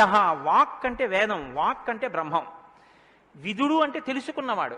విద్ అన్న ధాతువులోంచే వేదము అన్న మాట వచ్చింది. ఏది తెలుసుకున్న తర్వాత ఇంకొకటి తెలుసుకోక్కర్లేదో అది వేదం. ఇప్పుడు తెలుసుకోవడం ఒకెత్తు, తెలుసుకున్న దాన్ని అర్థమయ్యేటట్టు చెప్పగలిగిన ప్రజ్ఞ ఒకెత్తు. ఒక ఆయన తెలుసుకున్నాడు కానీ ఆయన చెప్పలేడు, ఆయన చెప్తే అయోమయంగా ఉంటుంది. ఒక ఆయన స్పష్టంగా చెప్పగలడు, తాను అనుభవించాడు, అనుభవించిన దాని వైపుకి మిమ్మల్ని తిప్పగలడు, ఈ ప్రజ్ఞ ఉన్నవాడు. కాబట్టి వాగ్విదాం వరహ, బ్రహ్మమును బాగా తెలుసుకున్న వాళ్ళల్లో శ్రేష్ఠుడైన వాడు తాను తెలుసుకుని శిష్యుల్ని ఉద్ధరించడం కోసం కిందికి దిగొచ్చి మాట్లాడగలిగినటువంటి ప్రజ్ఞ కలిగిన వాడు. ఇటువంటి వాగ్విదాంవరం నారదం. అటువంటి నారదుణ్ణి ఎవరు ప్రశ్నించారు? ఇప్పుడు అడిగినవాడు వాల్మీకి మహర్షి. ఆయన ఎటువంటి వారు? తపస్వి, తపస్సు చేస్తున్నవారు. తపస్సు అంటే నేను మీకు ఇందాక చెప్పాను, బ్రహ్మమును తెలుసుకోవాలని తాపత్రయంతో ఉన్నటువంటి వారు, భావన వ్యగ్రతతో ఉన్నవారు. ఈయన నారదుణ్ణి అడిగారు. ఏమని అడిగారు? అయ్యా మీరు వచ్చారు, చాలా సంతోషం అండి, నాకు ఏ ఆపదలు రాకుండా మా అబ్బాయికి ఉద్యోగం వచ్చేటట్టు, నాకు సంతోషంగా ఉండేటట్టు, మా ఆశ్రమంలో ఆవులన్నీ ఎప్పుడు పాలిచ్చేట్టు చూడండి అని అడగలేదు ఆయన. ఆయన ఒక చిత్రమైన ప్రశ్న ఒకటి వేశాడు. అది లోకంలో సాధారణంగా ఎవ్వరూ అడగని ప్రశ్న. అందుకని రామాయణం పుట్టింది, లేకపోతే రామాయణం పుట్టే అవకాశం లేదు. మీరు ఒకటి బాగా జ్ఞాపకం పెట్టుకోండి, జ్ఞానం ఎక్కడి నుంచి పుడుతుంది అంటే ప్రశ్న చక్కగా వెయ్యగలిగినటువంటి శిష్య ప్రజ్ఞలోంచి పుడుతుంది. నేను నారదం పరిపప్రచ్ఛ, పరిప్రశ్న చేశారు. ప్రశ్న అంటే అడగడం అండి. నేను ప్రశ్న వేశానండి అంటే అర్థం ఏమిటి? నేను మిమ్మల్ని అడిగాను అని. పరిప్రశ్న అంటే ఇది బాగా అర్థం చేసుకోవాలి. నారదుణ్ణి పట్టుకుని ఏదో అడిగేస్తే ఆయన ఏం చెప్పడలాగా, పరిప్రశ్న చేస్తే చెప్పాడు ఆయన. పరిప్రశ్న అంటే, ప్రశ్న అంటే అడగడం, పరి అంటే, పరి అన్న మాట ముందు కలిపారు మహర్షి. పరి అంటే బాగా జ్ఞాపకం పెట్టుకోండి. ఇప్పుడు నేను ఎవరిని అడుగుతున్నానో ఆ మహానుభావుడు నోరు విప్పి చెప్పినటువంటి మాట త్రికాలముల యందు సత్యమే. ఆయన చెప్పిన మాట మీద నాకు అవిశ్వాసం అన్న మాట ఉండక్కర్లేదు. ఆయన అన్నారు అంటే అది జరిగి తీరుతుందంతే. ఆయన చెప్పింది చేస్తే ఆ ఫలితం వస్తుందంతే. ఆయనటువంటి శక్తివంతుడు. ఈ నమ్మకం మీకు ఉండి అడగడం మొదలు పెడితే శ్రద్ధ, పరిప్రశ్నకి ముందేముంటుందో తెలుసా అండి? శ్రద్ధ ఉంటుంది. శ్రద్ధ లేకుండా వినయం ఎలా వస్తుందండి? మీరు నాకు చెప్పండి. ఇప్పుడు నేను ఒక ఆయన దగ్గరికి వెళ్ళి ఇలా అయ్యా నమస్కారం అండి అని ఇలా ప్రణిపాతం చేసి నేల మీద పడి ఎంతో ఇదిగా 2 చేతులు ఇలా చాపి అయ్యా మీరు నాకు దయచేసి అనుగ్రహించి ఇది చెప్పాలని ఎందుకు అడుగుతాను? ఆయన శక్తివంతుడని నేను నమ్మితేను. వీడి మొహం వీడికేం వచ్చు అనుకున్నాను అనుకో, నేను నీకేం తెలిసాడో అంటాం అంతే. పరిప్రశ్న చేస్తారేంటి? వినయం ఎప్పుడు ఉంటుంది? ఆయన శక్తివంతుడని తెలిస్తే వినయం ఉంటుంది. ఆయన శక్తివంతుడని మీరు నమ్మడాన్ని శాస్త్రంలో ఏమంటారో తెలుసా అండి? శ్రద్ధ అని పిలుస్తారు. శంకరాచార్యులు వారు భాష్యం చేస్తూ శ్రద్ధ అన్న మాట గురించి ఒక మాట చెప్పారు. శాస్త్రస్య గురువాక్యస్య సత్యబుద్ధ్యావధారణ సా శ్రద్ధా కదితా సిద్ధి యా వస్తూపలభ్యతే. శ్రద్ధ అన్న మాటకు అర్థం ఏమిటంటే శాస్త్రము చెప్పినా గురువుగారు చెప్పినా అది పరమ సత్యమో, ఇక దానికి తిరుగులేదు, అది కాని పాటిస్తే మనకి ఫలితము వచ్చి తీరుతుందని నమ్మడమే శ్రద్ధ అని పేరు. ఆ శ్రద్ధ ఎక్కడుందో దానిలోంచి వినయం వస్తుంది. అప్పుడు గురువుగారిని చూసి వంగి వంగి వంగి వంగి నమస్కరించి మాట్లాడతావు. ఎందుకు మాట్లాడాలి? ఆయన ఏం చేతకాకో మాట్లాడకపోతే ఆనందించలేని వాడో కాడు. ఆయన ఒక్కడు తనలో తాను ఆనందించగలడు. మరి ఇప్పుడు ఎందుకు మాట్లాడుతున్నాడు? నీ కొరకు మాట్లాడుతున్నాడు. ఆయన త్యాగం చేశాడు. ఆయన కంఠానికి శోష కలిగింది, అంటే బాధ కలిగింది. ఆయన ఊపిరికి ఘర్షణ కలిగింది. ఆయన శరీరానికి చెమట పట్టింది. దేని కొరకు? నీ కొరకు. ఆయన నీ కొరకు మాట్లాడుతున్నాడు. ఇది గుర్తిస్తే వినయం. ఈ త్యాగానికి నేనేమి ఇవ్వగలను ఆయనకి? ఈ కృతజ్ఞతాభావంతో నువ్వు నిలబడగలిగితే, అలా నువ్వు ప్రశ్నించగలిగితే పరిప్రశ్న అంటారు. ఇప్పుడు నారదం పరిపప్రచ్ఛ ఇలా ప్రశ్న వేశాడు తప్ప ఏదో ప్రశ్న వేస్తే రామాయణం వచ్చిందని మీరు అనుకోకండి. పరిప్రశ్న చేస్తే రామాయణం వచ్చింది. ఇప్పటి వరకు నారదుడు ఏం మాట్లాడలేదు. మీరు బాగా గమనించండి. వచ్చాడంతే. లోపలికి వచ్చారు, వాల్మీకి మహర్షి చూశారు, అర్ఘ్యపాద్యాదులు ఇచ్చారు, కూర్చోబెట్టారు. ఇప్పుడు పరిప్రశ్న చేస్తున్నారు. ఏ ప్రశ్న వేస్తే అసలు రామాయణం గురించి చెప్పారు ఆయన? వాల్మీకి మహర్షి అడిగిన ప్రశ్న ఏమిటంటే ఆయన్ని, కోన్వస్మిన్ సాంప్రదం లోకే గుణవాన్ కస్య వీర్యవాన్ ధర్మజ్ఞశ్చ కృతజ్ఞశ్చ సత్యవాక్యో దృఢవ్రతః చారిత్రేణ చ కోయుక్తః సర్వభూతేషు కోహితః విద్వాన్ కః కస్సమర్థశ్చ కస్యైక ప్రియదర్శనః ఆత్మవాన్ కో జితక్రోధో ద్యుతిమాన్ కో ననసూయకః కస్య బిభ్యతి దేవాశ్చ జాతరోషస్య సంయుగే. 16 గుణములు అడిగాడు ఆయన. ఈ 16 గుణములు పరిపూర్ణముగా ఉన్నటువంటి ఒక మానవుడు ఈ లోకంలో ఈ కాలంలో నేను ఉన్న రోజుల్లోనే, నేను ఇప్పుడు శరీరంతో తిరుగుతుండగా నా మాంసనేత్రంతో చూడడానికి వీలుగా ఎక్కడైనా ఎవరైనా ఉన్నారా అని అడిగాడు. అంటే అలాంటి వారే ఉన్నారు. ఆయన భార్యయే తన ఆశ్రమంలో ఉంది. ఇది తెలుసా వాల్మీకి? తెలియదని చెప్పవలసి ఉంటుంది. మరి ఇప్పుడు ఎందుకు వచ్చింది ఈ ప్రశ్న ఆయన నోటి వెంట? అమ్మవారు వచ్చింది కాబట్టి వచ్చింది. అమ్మవారు ఎందుకు వచ్చింది? అసలు రహస్యం ఏమిటంటే రామాయణం లోకానికి అందాలంటే సీతమ్మ యొక్క సేవాభాగ్యం వాల్మీకి లభించాలి. సీతమ్మ సేవాభాగ్యమే శారదాదేవి సేవాభాగ్యం. అది అందితే నోటి వెంట ఈ ప్రశ్న వచ్చింది. నోటి వెంట ఒక్క ప్రశ్న వస్తే యుగాలు మారిపోయినా మనుష్యుడిగా పుట్టిన ప్రతివాణ్ణి తరింపచేయగలిగిన ఒక ఆది కావ్యం ఆయన నోటి వెంట వచ్చింది. ఇది రావడానికి ముందు సీతమ్మ రావాలి. అందుకని ముందు సీతమ్మ వచ్చేసింది ఆశ్రమానికి. వచ్చి అక్కడ కూర్చుంది. ఆ రామాయణాన్ని ప్రచారం చెయ్యగలిగిన యోగ్యమైన శిష్యుల్ని కూడా సీతమ్మే వాల్మీకి ఇచ్చింది లవకుశల రూపంలో. ఇది వాల్మీకిని సీతమ్మ తరింపచేసిన తీరు మీరు జాగ్రత్తగా గమనించగలిగితే వాల్మీకి తరించడానికి మొదటి కారణం సీతమ్మే. అందుకే ఆయన అన్నారు, నేను చెప్పిన రామాయణానికి పేరేమిటో తెలుసా? సీతాయాశ్చరితం మహత్ అన్నారు. అది సీతమ్మ చరిత్ర అన్నారు. తల్లి ఎంత గొప్ప తల్లో మీరు ఆలోచించండి. అందుకే సీతమ్మ ఒకరు, శారదమ్మ ఒకరా? కాదు. సీతమ్మే శారదమ్మ. కాబట్టే అంత జ్ఞానం వాల్మీకి ఇచ్చి ఈ ప్రశ్న వేయించింది. ఎందుకు వేయించాలి? సీతమ్మ వెళ్ళిపోతే రామావతారం వెళ్ళిపోతుంది. ఇక సీతమ్మ వెళ్ళిపోతుంది. ఆ రోజులు వచ్చేసాయి. అప్పటికి ఆ రోజు వచ్చేసింది. ఎందుకంటే ఇక అశ్వమేధయాగం చేసేస్తాడు రాముడు. అశ్వమేధయాగం చేస్తే సీతమ్మ కనపడుతుంది రాముడికి. సీతమ్మ రాముడికి కనపడితే వేరొకసారి పాతివ్రత్యాన్ని నిరూపించుకోమని చెప్తాడు. ఎందుకు చెప్తాడంటే ఎప్పుడు లోకం కోసం, తన కోసం కాదు. ఈ మాట అనగానే ఆవిడ అంటుంది, నా ప్రయోజనం అయిపోయిందా, నీకు భార్యగా నీ వంశాన్ని నిలబెట్టడానికి. రామకథ నరుడి కథ బాగా గుర్తుపెట్టుకోండి. రామకథ దేవుడి కథని మీకు తెలిగితే మీకు ఎంత పనికొస్తుందో నేను చెప్పలేను. రామకథ నరుడి కథని మీరు వినండి, మీకు పనికొస్తుంది. అందుకే సీతమ్మ ఈ మాట అంది, నేను ఎందుకు వచ్చానో తెలుసా నీ పక్కకి? నీ వంశం తరించాలి. నీ వంశం తరించాలంటే నీకు పితృరుణం తీరాలి. పితృరుణం తీరాలంటే నీకు బిడ్డలు కనాలి. నీకు బిడ్డలు పుట్టాలి అంటే నా సహకారం ఉండాలి. నేను నా శరీరాన్ని త్యాగం చేస్తే నా కడుపులో ఉన్న బిడ్డలు కూడా పోతారు. పోతే నీకు పితృరుణం తీరదు. నువ్వు ఏకపత్ని వృతుడవు. ఇంకొక బిడ్డని, ఇంకొక ఆడదాన్ని స్వీకరించవు. నీ వంశం ఆగిపోతుంది. నా కారణంగా నీ వంశం ఆగకూడదు. నీ వంశం కొనసాగడానికి నీకు బిడ్డల్ని ఇచ్చాను. నా ప్రయోజనం అయిపోయింది. నేను వెళ్ళిపోతున్నానని భూమిలోకి వెళ్ళిపోయింది ఆవిడ. ఆవిడ వెళ్ళిపోయిన తర్వాత ఇక రామావతారం లేదు. సరయూ నదిలో ప్రవేశించి రామావతారం కూడా పూర్తయిపోయింది. ఇప్పుడు రామావతారం పూర్తయిపోకముందే సీతమ్మ రామాయణం పలికించాలి వాల్మీకితో. పలికించాలంటే ఈ సన్నివేశాన్ని సృష్టించాలి. నారదుణ్ణి పిలిపించింది ఆవిడ. కాబట్టి వచ్చాడు మహానుభావుడు. వస్తే ఆయన ఈ ప్రశ్న అడిగాడు. ఇప్పుడింత ఆర్తితో ఈ ప్రశ్న అనుకోకుండా నోటి వెంట వస్తే తప్ప రామాయణ కథ ప్రారంభం కాదు. అందుకని అడిగాడు, కోన్వస్మిన్ సాంప్రతంలోకే గుణవాన్ కస్య వీర్యవాన్. ఈ కాలంలో నారద మహర్షి ఇప్పుడు నేను చూడడానికి వీలుగా నేను అడిగిన మహానుభావుడు ఎవరైనా ఉన్నాడా? ఎవరు? 16 గుణములున్నవాడై ఉండాలి. గుణమన్న మాటకు అర్థం ఏమిటి? తాను గురుముఖత నేర్చుకున్నటువంటి విద్య ఏ కాలమునందు ప్రవర్తనలో ఎలా ప్రకాశించాలో అలా ప్రకాశిస్తే అది గుణముగా కనపడుతుంది. మా గురువు గారు నన్ను, నాయనా ఒరే కోటేశ్వరరావు, గోవులకు సేవ చెయ్యరా అని చెప్పారనుకోండి. నేను అలా గుళ్ళోకి వెళ్ళిపోతున్నాను. ఓ అరడజన అరటిపళ్ళు పట్టుకుని దేవాలయంలోకి వెడుతున్నాను. ఒక ఆవు నా వంక చూసి ఇలా ఇలా ఇలా ఇలా నోరు చాపింది.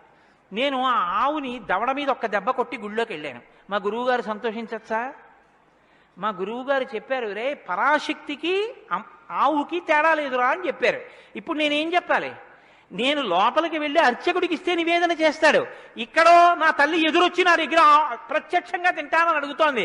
అమ్మ ఏమి భాగ్యం, అక్కడ ఇంకా తొక్క తీసి పెట్టాలి, ఇక్కడ తొక్కతో తినడానికి సిద్ధంగా ఉన్నావు.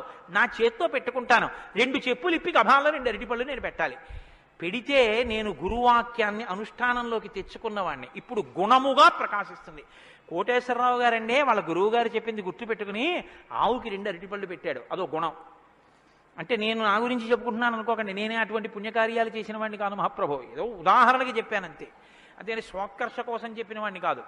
కాబట్టి గుణము అంటే విన్నది, చదువుకున్నది, ప్రవర్తనయందు ఆ సందర్భంలో ప్రకటనమైతే, ప్రకాశిస్తే గుణం అవుతుంది. అలా ఉన్నాయా ఎవరికైనా? అలా ఉన్నవాడు ఉన్నాడా? గురువుగారి దగ్గర నేర్చుకున్నవి అనుష్ఠానంలోకి వచ్చేటప్పటికి గురువు ఏం చెప్పారో అలా ప్రవర్తించిన వాడు ఉన్నాడా? మీరు ఇలా వినండి రామాయణాన్ని. ఇంక తర్వాత కోన్వస్మిన్ సంప్రదంలోకే ఎప్పుడో కాదు వామనమూర్తి ఉన్నారు, నరసింహావతారం ఉందని చెప్పకు. ఇప్పుడున్నాడా? ఇది వాల్మీకి ప్రశ్న. కోన్వస్మిన్ సంప్రదంలోకే గుణవాన్ కస్య వీర్యవాన్. వీర్యవాన్ అంటే వీర్యవంతుడు ఉన్నాడా? వీర్యవంతుడంటే ఎటువంటి యుద్ధం వచ్చినా చెక్కు చెదరకుండా తానుగా నిలబడి తనలో ఏ మార్పు లేకుండా బయట మార్పు తేగలిగిన వాడు, ఎంతమందినైనా పడగొట్టగలిగిన వాడు. అటువంటి వాడు ఉన్నాడా? ఉంటే వీర్యవాన్. కోన్వస్మిన్ సంప్రదంలోకే గుణవాన్ కస్య వీర్యవాన్ ధర్మజ్ఞస్య. ధర్మం తెలుసుకున్నవాడు ఉన్నాడా? ధర్మం తెలియడం అంటే మీరు బాగా గుర్తుపెట్టుకోండి ఒకటి. ధర్మం తెలియడం అంటే ఏమిటో తెలుసా అండి? అధర్మం కూడా తెలియడం. ధర్మమే తెలిస్తే పూర్ణత్వం కాదు. ధర్మం తెలియడం అంటే అధర్మం కూడా తెలియడం. ఏది చెయ్యాలో తెలియడం అంటే ఏది చెయ్యకూడదో కూడా తెలియడం. మీరు కొంచెం ఆలోచించండి. నేను మాట అనేసి వదిలేస్తాను. ఇప్పుడు మీరు జవాబు చెప్పక్కర్లేదు. చెయ్యమన్నది చెయ్యడం తేలిక, చెయ్యొద్దన్నది వదిలేయడం తేలిక. చెయ్యొద్దన్నది వదిలేయడమే చాలా కష్టం. మీరు చూడండి, నేను మంత్రం ఇస్తాను 11 మార్లు చెయ్యండి రోజు, ఒక్క మాట కూడా మీకు కోతి గుర్తు రాకూడదన్నాను అనుకోండి, అలా చేయగలరా? ఇది వద్దు అని ఏదంటామో అదే చేయబుద్ధి వేస్తుంది. దేవుడికి 2 అగరత్తులు పెట్టు అన్నాను అనుకోండి, భయానికో భక్తికో 2 అగరత్తులు వెలిగించేయడం తేలిక. వద్దన్నది చేయకుండా ఉన్నవాడు ప్రజ్ఞావంతుడు. వద్దన్నది చేయకుండా ఉండాలంటే అధర్మం తెలియాలి కదండి. అధర్మం తెలియడం, ధర్మం తెలియడం, ధర్మం పాటించడం, అధర్మం విడిచిపెట్టడం, అధర్మం చేసిన వాడిని కూడా ఉండకుండా చేయడం, ఎందుకంటే వాడి వల్ల ధర్మం వ్యాప్తి చెందకుండా. ఇది ధర్మం తెలియడం. కాబట్టి ధర్మజ్ఞశ్చ కృతజ్ఞశ్చ. కృతజ్ఞశ్చ అంటే ఎవరో తనకు ఒక ఉపకారం చేశాడు, వాడు అదృష్టం అండి నన్ను సేవించుకున్నాడు అండం కాదు. ఎంత మహానుభావుడండి, నిజంగా నాకు ఎంత ఉపకారం చేశారండి, ఎంత ఉపకారం చేశారండి అని తలుచుకు తలుచుకు తలుచుకు తలుచుకు పొంగిపోగలిగినటువంటి మనసు ఉండడం. అసలు మనుష్య జన్మకు ఉండవలసిన ప్రధాన లక్షణం అదేనండి. కృతజ్ఞో నాస్తి నిష్కృతి. కృతజ్ఞత లేని వాడికి నిష్కృతి లేదు. అటువంటి కృతజ్ఞత ఉన్నవాడు ఉన్నాడా లోకంలో ఎవరైనా? ధర్మజ్ఞశ్చ కృతజ్ఞశ్చ సత్యవాక్యో. ఎప్పుడూ సత్యమే మాట్లాడాలి, మిన్ను విరిగి మీద పడిపోని నేను సత్యమే చెప్తాను అని వ్రతం పట్టినవాడు ఎవరైనా ఉన్నాడా? సత్యవాక్యో దృఢవ్రత. ఒక పని మొదలు పెడితే అనుకున్నాం కాదండి అది అలా అవుతుందా అందుకని వదిలేశాను లేండి ఇప్పుడు మార్చేశాను సంకల్పం అనకుండా, తాను ఒక్కసారి నోటి వెంట ఇది చేస్తానని అంటే పిడుగులు పడిపోయినా ఆ పని చెయ్యగలిగినటువంటి వాడు, దాన్ని విడిచిపెట్టనటువంటి వాడు, అటువంటి పూనిక ఉన్నవాడు ఉన్నాడా? దృఢవ్రత.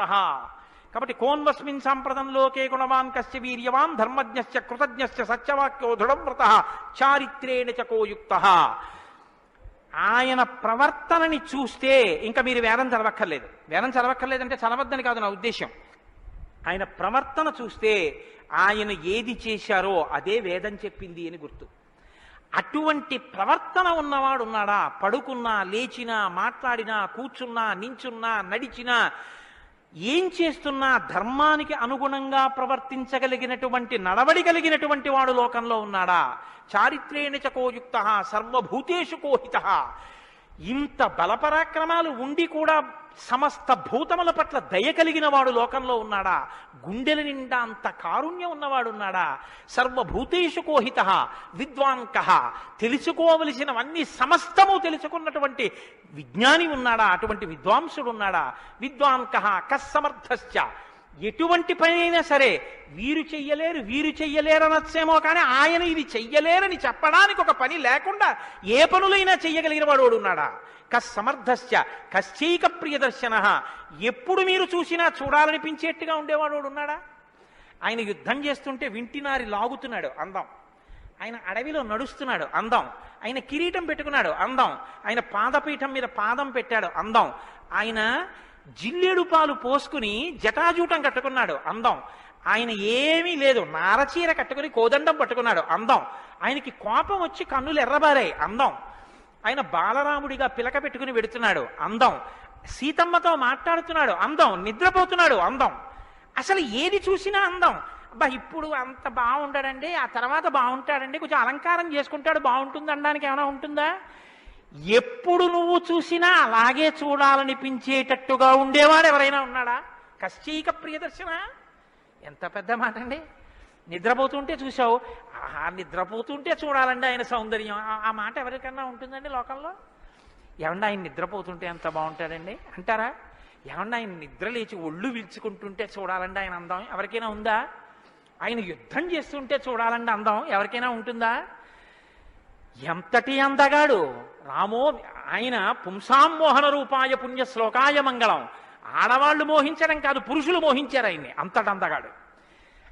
కొన్ని కోట్ల మంది కంఠాలు కోసేశాడంతే రామావతారంలో. నెత్తుటిని ఏర్లు పారించాడు. అయినా అందం. ఈ భుజాలు అందం, గడ్డం అందం, చెక్కిళ్ళు అందం, ఆ ఆజానుబాహు వరవింద దళాయతాక్షం, ఆ కళ్ళందం, ఆ కనుబమలందం, ఆ ముక్కందం, ఆ మూచందం, ఆ గడ్డం అందం, ఆ కంఠం అందం, అన్నీ అందం. అందమే రాముడు, రాముడే అందం, రాముడే అభిరాముడు. అటువంటి వాడు ఉన్నాడా? కశ్చైక ప్రియదర్శన ఆత్మవాంకో. గొప్ప ధైర్యవంతుడు ఉన్నాడా లోకంలో? ధైర్యవంతుడు అంటే మీరు బాగా జ్ఞాపకం పెట్టుకోండి. ధైర్యవంతుడు అన్న మాటకు అర్థం ఏంటో తెలుసా అండి? భయం లేనివాడు అని కాదు. ధైర్యము అన్న మాటకి ఇంకో అర్థం కూడా ఉంది. ధైర్యము అంటే తాను ఏ పని మీద బయలుదేరాడో ఆ పనికి అనుగుణమైనటువంటి సంభారములను మాత్రమే దగ్గరుంచుకుని ఆ పని మీద మాత్రమే దృష్టి పెట్టి ఆ పనిని పాడు చేసేటటువంటి ఏ ఇతర ఆకర్షణీయమైనటువంటి వ్యవహారమైనా త్రోసి రాజని విడిచిపెట్టగలిగినటువంటి పూనిక ఉన్నవాడు ఉన్నాడా? నేను ఏకపత్ని వ్రతం చేస్తానన్నాడు, భార్యని రావణాసురుడు ఎత్తుకుపోయాడు, చాలా మంది వచ్చి మీద పడ్డారు. మా నాన్నగారు దక్షిణ నాయకుడు, మా వంశంలో చాలా మంది దక్షిణ నాయకులు, మా ఆవిడ దగ్గర లేదు కదండి అని ఏమైనా పొరపాటు పడ్డాడా? తాను ఏది అన్నాడో రామో దీర్ణాభిభాషతే, 2 మాటలు నాకు రావమ్మా అన్నాడు అంతే. లోకంలో అవతార పరిసమాప్తి వరకు అంతే. అలా ఉండగలిగిన వాడు ఉన్నాడా? ఆత్మవాన్కో జితక్రోధో, కోపాన్ని గెలిచిన వాడు ఉన్నాడా? కోపాన్ని గెలవడం ఏమిటండి? అది ఏమైనా ఎదురుగుండా వచ్చి నిలబడుతుందా? క్రోధం ఎలా గెలుస్తారు అంటే క్రోధం ఎక్కడి నుంచి వస్తుందో మూలస్థానాన్ని గుర్తెరగడం, వికార కారణాన్ని తెలుసుకోవడమే క్రోధాన్ని గెలవడం. అంటే మీరు చూడండి, నాకండి ఎంత కోపం వచ్చేసిందో అంటాడు. ఎంత కోపం వచ్చేసిందోకి ఎక్కడి నుంచి వచ్చింది? ఇక్కడి నుంచే రావాలి కోపం. ఇక్కడి నుంచి రావడానికి అనువైన అవకాశం, వాతావరణం నువ్వు ఇస్తే రావడానికి సిద్ధంగా ఉంటుంది. మంట పుట్టడానికి సిద్ధంగా ఉన్నట్టుంటుంది అది. నువ్వు అది పుడితే ఎంత వికారంగా ఉంటావో, నీ ముఖం ఎలా ఉంటుందో, ఎంత జేవురించుకుని ఉంటుందో, ఎలా అరుస్తావో, నీ చేతులు ఎలా ఉంటాయో ఓసారి ఆ టైంలో వీడియో తీసి చూసుకో ఎలా ఉంటుందో. అసహ్యం వేస్తుంది మన మీద. మనకి అదేంటంటే అలా ఉన్నాననిపిస్తుంది. ఇన్ని వికారములు ఇది వస్తే వస్తున్నాయని తెలుసుకుని అది రాకుండా తొక్కి పెట్టగలిగిన వాడు ఉన్నాడా? అలా ఉంటే జితక్రోధో, అలాంటి వాడు ఉన్నాడా లోకంలో? ఆత్మవాన్కో జితక్రోధో ద్యుతిమాన్కో, అపారమైనటువంటి కాంతి కలిగిన వాడు ఉన్నాడా? ద్యుతిమాన్కో ననసూయక, అసూయని గెలిచిన వాడు ఉన్నాడా? తనకన్నా గొప్పవాడు కనపడితే ఆహాహా మహాత్ములు ఎంత గొప్ప పరిశ్రమ చేశారో, ఇంత గొప్పవాడు అయ్యాడని నమస్కారం చేసి తెలుసుకోవాలి. తనకన్నా తక్కువవాడు కనపడితే ఈశ్వరానుగ్రహంతో ఈయన వృద్ధిలోకి రావాలనగలగాలి. కిందవాణ్ణి చూసి అహంకరించకూడదు, పైవాణ్ణి చూసి అసూయ పడకూడదు. ఈ 2 ఉన్నవాడు ఉన్నాడా? ద్యుతిమాన్కో ననసూయక కస్య బిభ్యతి దేవాస్య జాత రోషస్య సంయుగే. కోపం లేని వాడికి కోపం ఎలా వస్తుంది మరి? అంటే కోపం తెచ్చిపెట్టుకున్నట్టు నటిస్తాడంతే. ఎందుకు నటించాలి అంటే ఏదో పని చక్కబెట్టాలంటే కోపం వచ్చినట్టోసారి ఇలా అంటాడు. అనేటప్పటికి అమ్మ బాబు ఆయన కోపం వచ్చిందంటే హడిలిపోయి అందరూ జాగ్రత్తగా ఉంటారు. ఎవరికి కోపం వచ్చిందని అనిపిస్తే 33 కోట్ల మంది దేవతలు కూడా ఉనికిపోతారో అలా కోపాన్ని తెచ్చిపెట్టుకునేవాడే తప్ప అసలు కోపం రావడం అన్నది లేనివాడు లోకంలో ఉన్నాడా? అలాంటి వాడు ఎవడైనా ఉంటే ఎప్పుడో ఉన్నాడని చెప్పదు, ఇప్పుడు ఉన్నాడా? నేను చూడ్డానికి వీలుగా ఉన్నాడా? ఈ కాలంలో ఉన్నాడా? ఉంటే అటువంటి వాడి గురించి నాకు చెప్పు, నాకు వినాలని ఉందన్నాడు. ఇప్పుడు వస్తోంది రామాయణం. ఇప్పుడు చెప్పాలి. నారదుడు ఎవరో తెలుసా? ఆయన రాముడే. ఆయన ఇల్లాలే నీ దగ్గరుంది, ఆయన బిడ్డలే నీ దగ్గర ఉన్నారు. వాల్మీకి మహర్షి ఆయనే అయోధ్యాధిపతి, ఆయనే రామచంద్ర ప్రభువు అని చెప్తే వాల్మీకి పొంగిపోవాలి కదండి. రామాయణ ఆవిర్భావం జరుగుతోందన్నమాట. ఇవాళ రామాయణం పుడుతోంది. ఆ సన్నివేశంలో ఉన్నాం మనం. ఇప్పుడు ఈ మాటలు అడిగితే వాల్మీకి మహర్షి చాలా చమత్కారమైనటువంటి జవాబు ఒకటి చెప్పారు. ఆయన అన్నారు, బహవో దుర్లభాశ్చైవ ఏత్వయా కీర్తితా గుణాః మునే వక్షామ్యహం బుద్ధ్వా తైర్యుక్త శ్రూయతాన్నరః.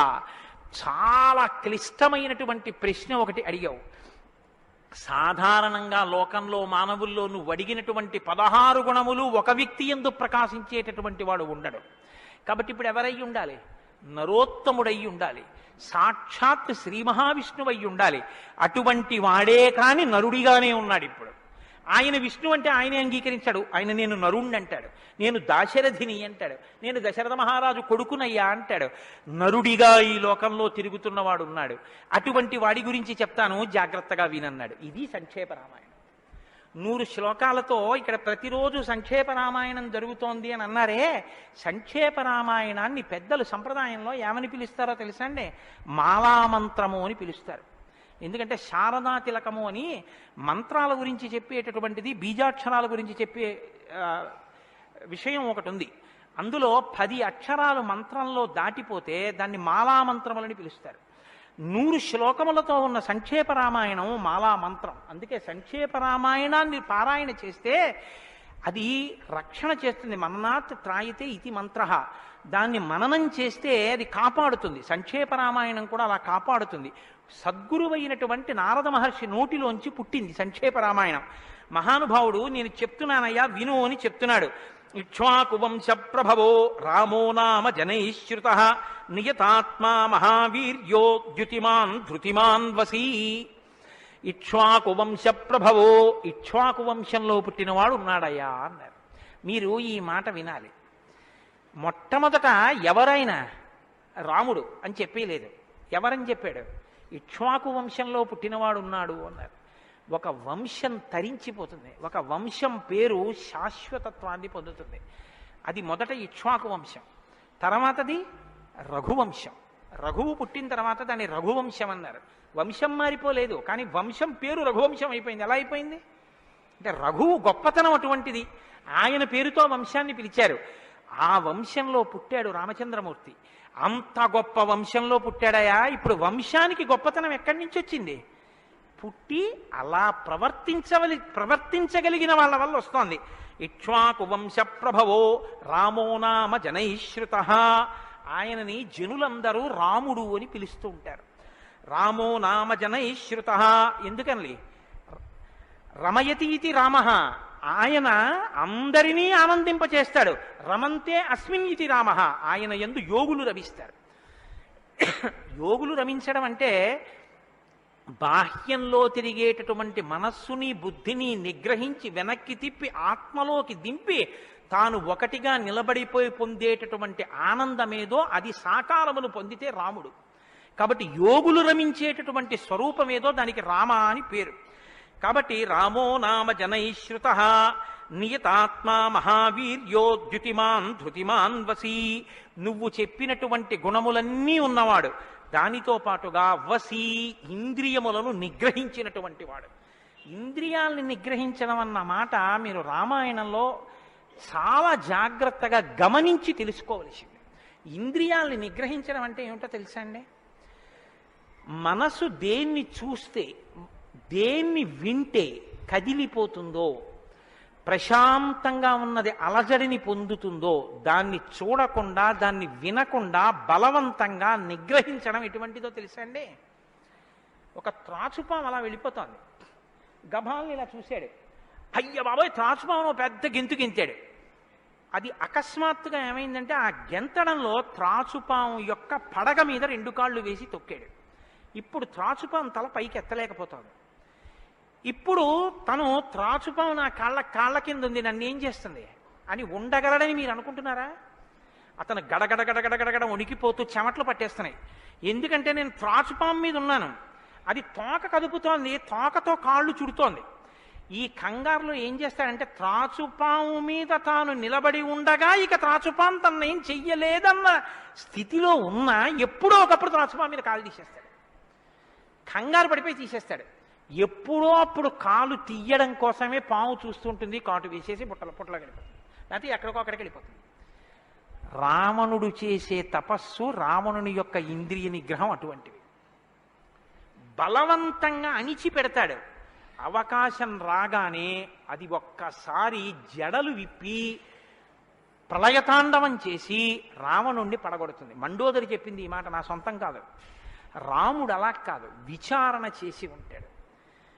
అర్థమనర్థం భావయ నిత్యం అంటారు శంకరాచార్యుల వారు. నారీస్తన భరనాభీదేశం దృష్ట్యా మాగా మోహావేశం ఏతత్ మాంసవసాది వికారం మనసి విచింత్య వారం వారం అంటారు. మనసు దేని చేత కదిలిపోతోందో దాని యథార్థ స్వరూపాన్ని బాగా విచారణ చేస్తారు. విచారణ చేసి ఈ పాటి దానికా నా ఒంట్లో ఉన్నటువంటి శక్తి అంతటినీ ఖర్చు చేసేస్తున్నాను అని మనసుని మరల్చే ప్రయత్నం చేసి ఆ వస్తువు తన కళ్ళ ముందు కనపడినా ఇంకా ఆయన మనసు చెక్కు చెదరదు, ఆ స్థితిని పొందుతాడు. ఇది శంకరాచార్యులు వారు నేర్పుతారు లోకానికి. గురువు చెప్పే మాట అంటే అలా ఉంటుంది. ఆయన ఎంత చమత్కారంగా అన్నారో చూడండి. నారీస్తన భరనాభీదేశం దృష్ట్యామోగా మోహావేశం. ఎందుకంత వెర్రెక్కిపోతున్నావు? యవ్వనం ఒంట్లో ఉండి ఓపికన్న కాలంలో నీ శరీరం కన్నా స్త్రీ శరీరంలో 2 వికారాలు ఉన్నాయి. శరీరపు ఊర్ధ్వభాగంలో 2 చోట్ల మాంసపు ముద్దలు పైకి పొటమరించాయి. శరీర అధోభాగంలో మాంసము కొంత లోపలికి వెళ్ళి ఉంది. ఈ రెండు వికారాల కోసం నీ శరీరంలో ఉన్న సమస్త శక్తిని నశింప చేసుకున్నావు. ఇదా నీకు నరజన్మ ప్రయోజనం? మనసి విచింతియ వారం వారం, దీన్ని బాగా ఆలోచించు అన్నది.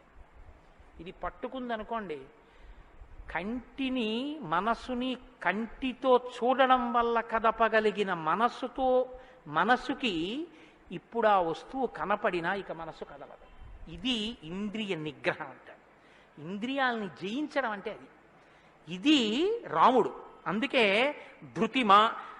ధృతిమాన్ వసీ, అపారమైన శక్తితో ఉంటాడు, సంకల్ప శక్తితో ఉంటాడు, ఇంద్రియములను జయించిన వాడై ఉంటాడు.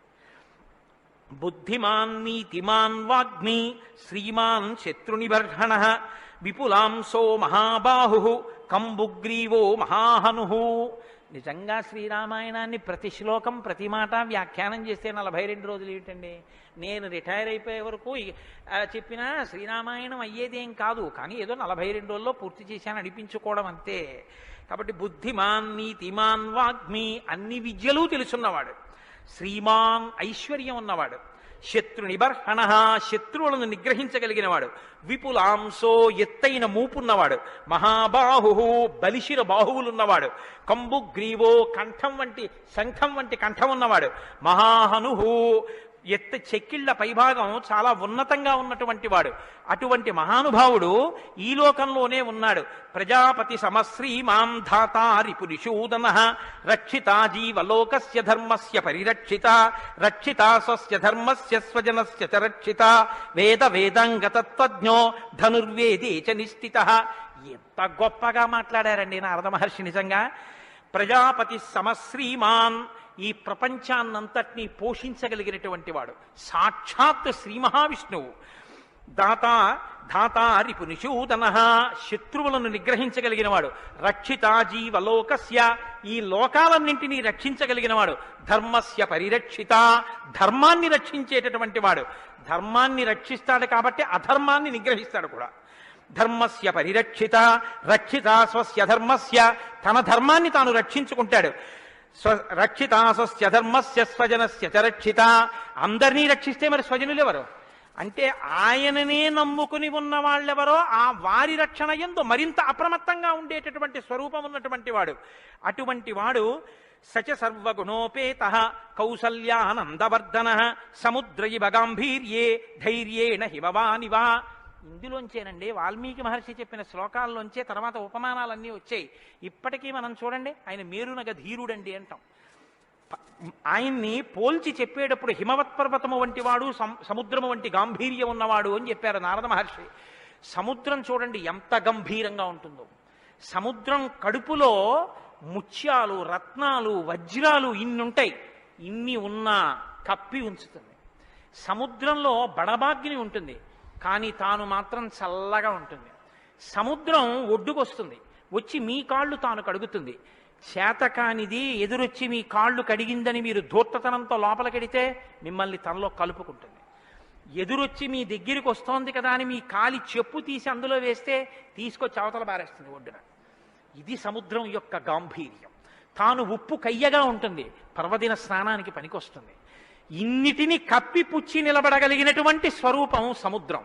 కడుపులో బడబాగ్ని ఉన్న, సీతాపహరణమే జరిగిన, తండ్రే మరణించిన, రాజ్యమే పోయిన, అరణ్యంలో తిరిగిన, జుట్టు తీసేసిన, జిల్లేడు పాలు పోసుకుని ఆఖరికి ఆ జటలు కట్టుకున్న, నారచీర కట్టుకున్న, పాదాలకి చెప్పులే లేకపోయినా, అగ్నిహోత్రాన్ని చంకన తగిలించుకున్న, అడవిలో మృగాన్ని బాణం పెట్టి కొట్టి చర్మం ఒలిచి మాంసం తీసి తెచ్చి సీతమ్మ వండితే తప్ప తినలేని స్థితిలో రాజారాముడైనటువంటి వాడు బ్రతకవలసి వచ్చిన తెల్లవారుజామున 4 గంటల సమయంలో దాహమేస్తున్న ఏనుగు నదిలో తొండం పెట్టి నీళ్లు తాగడానికి కూడా భయపడినంత చలికాలంలో కూడా వెళ్ళి స్నానం చెయ్యగలిగిన మొనగాడు.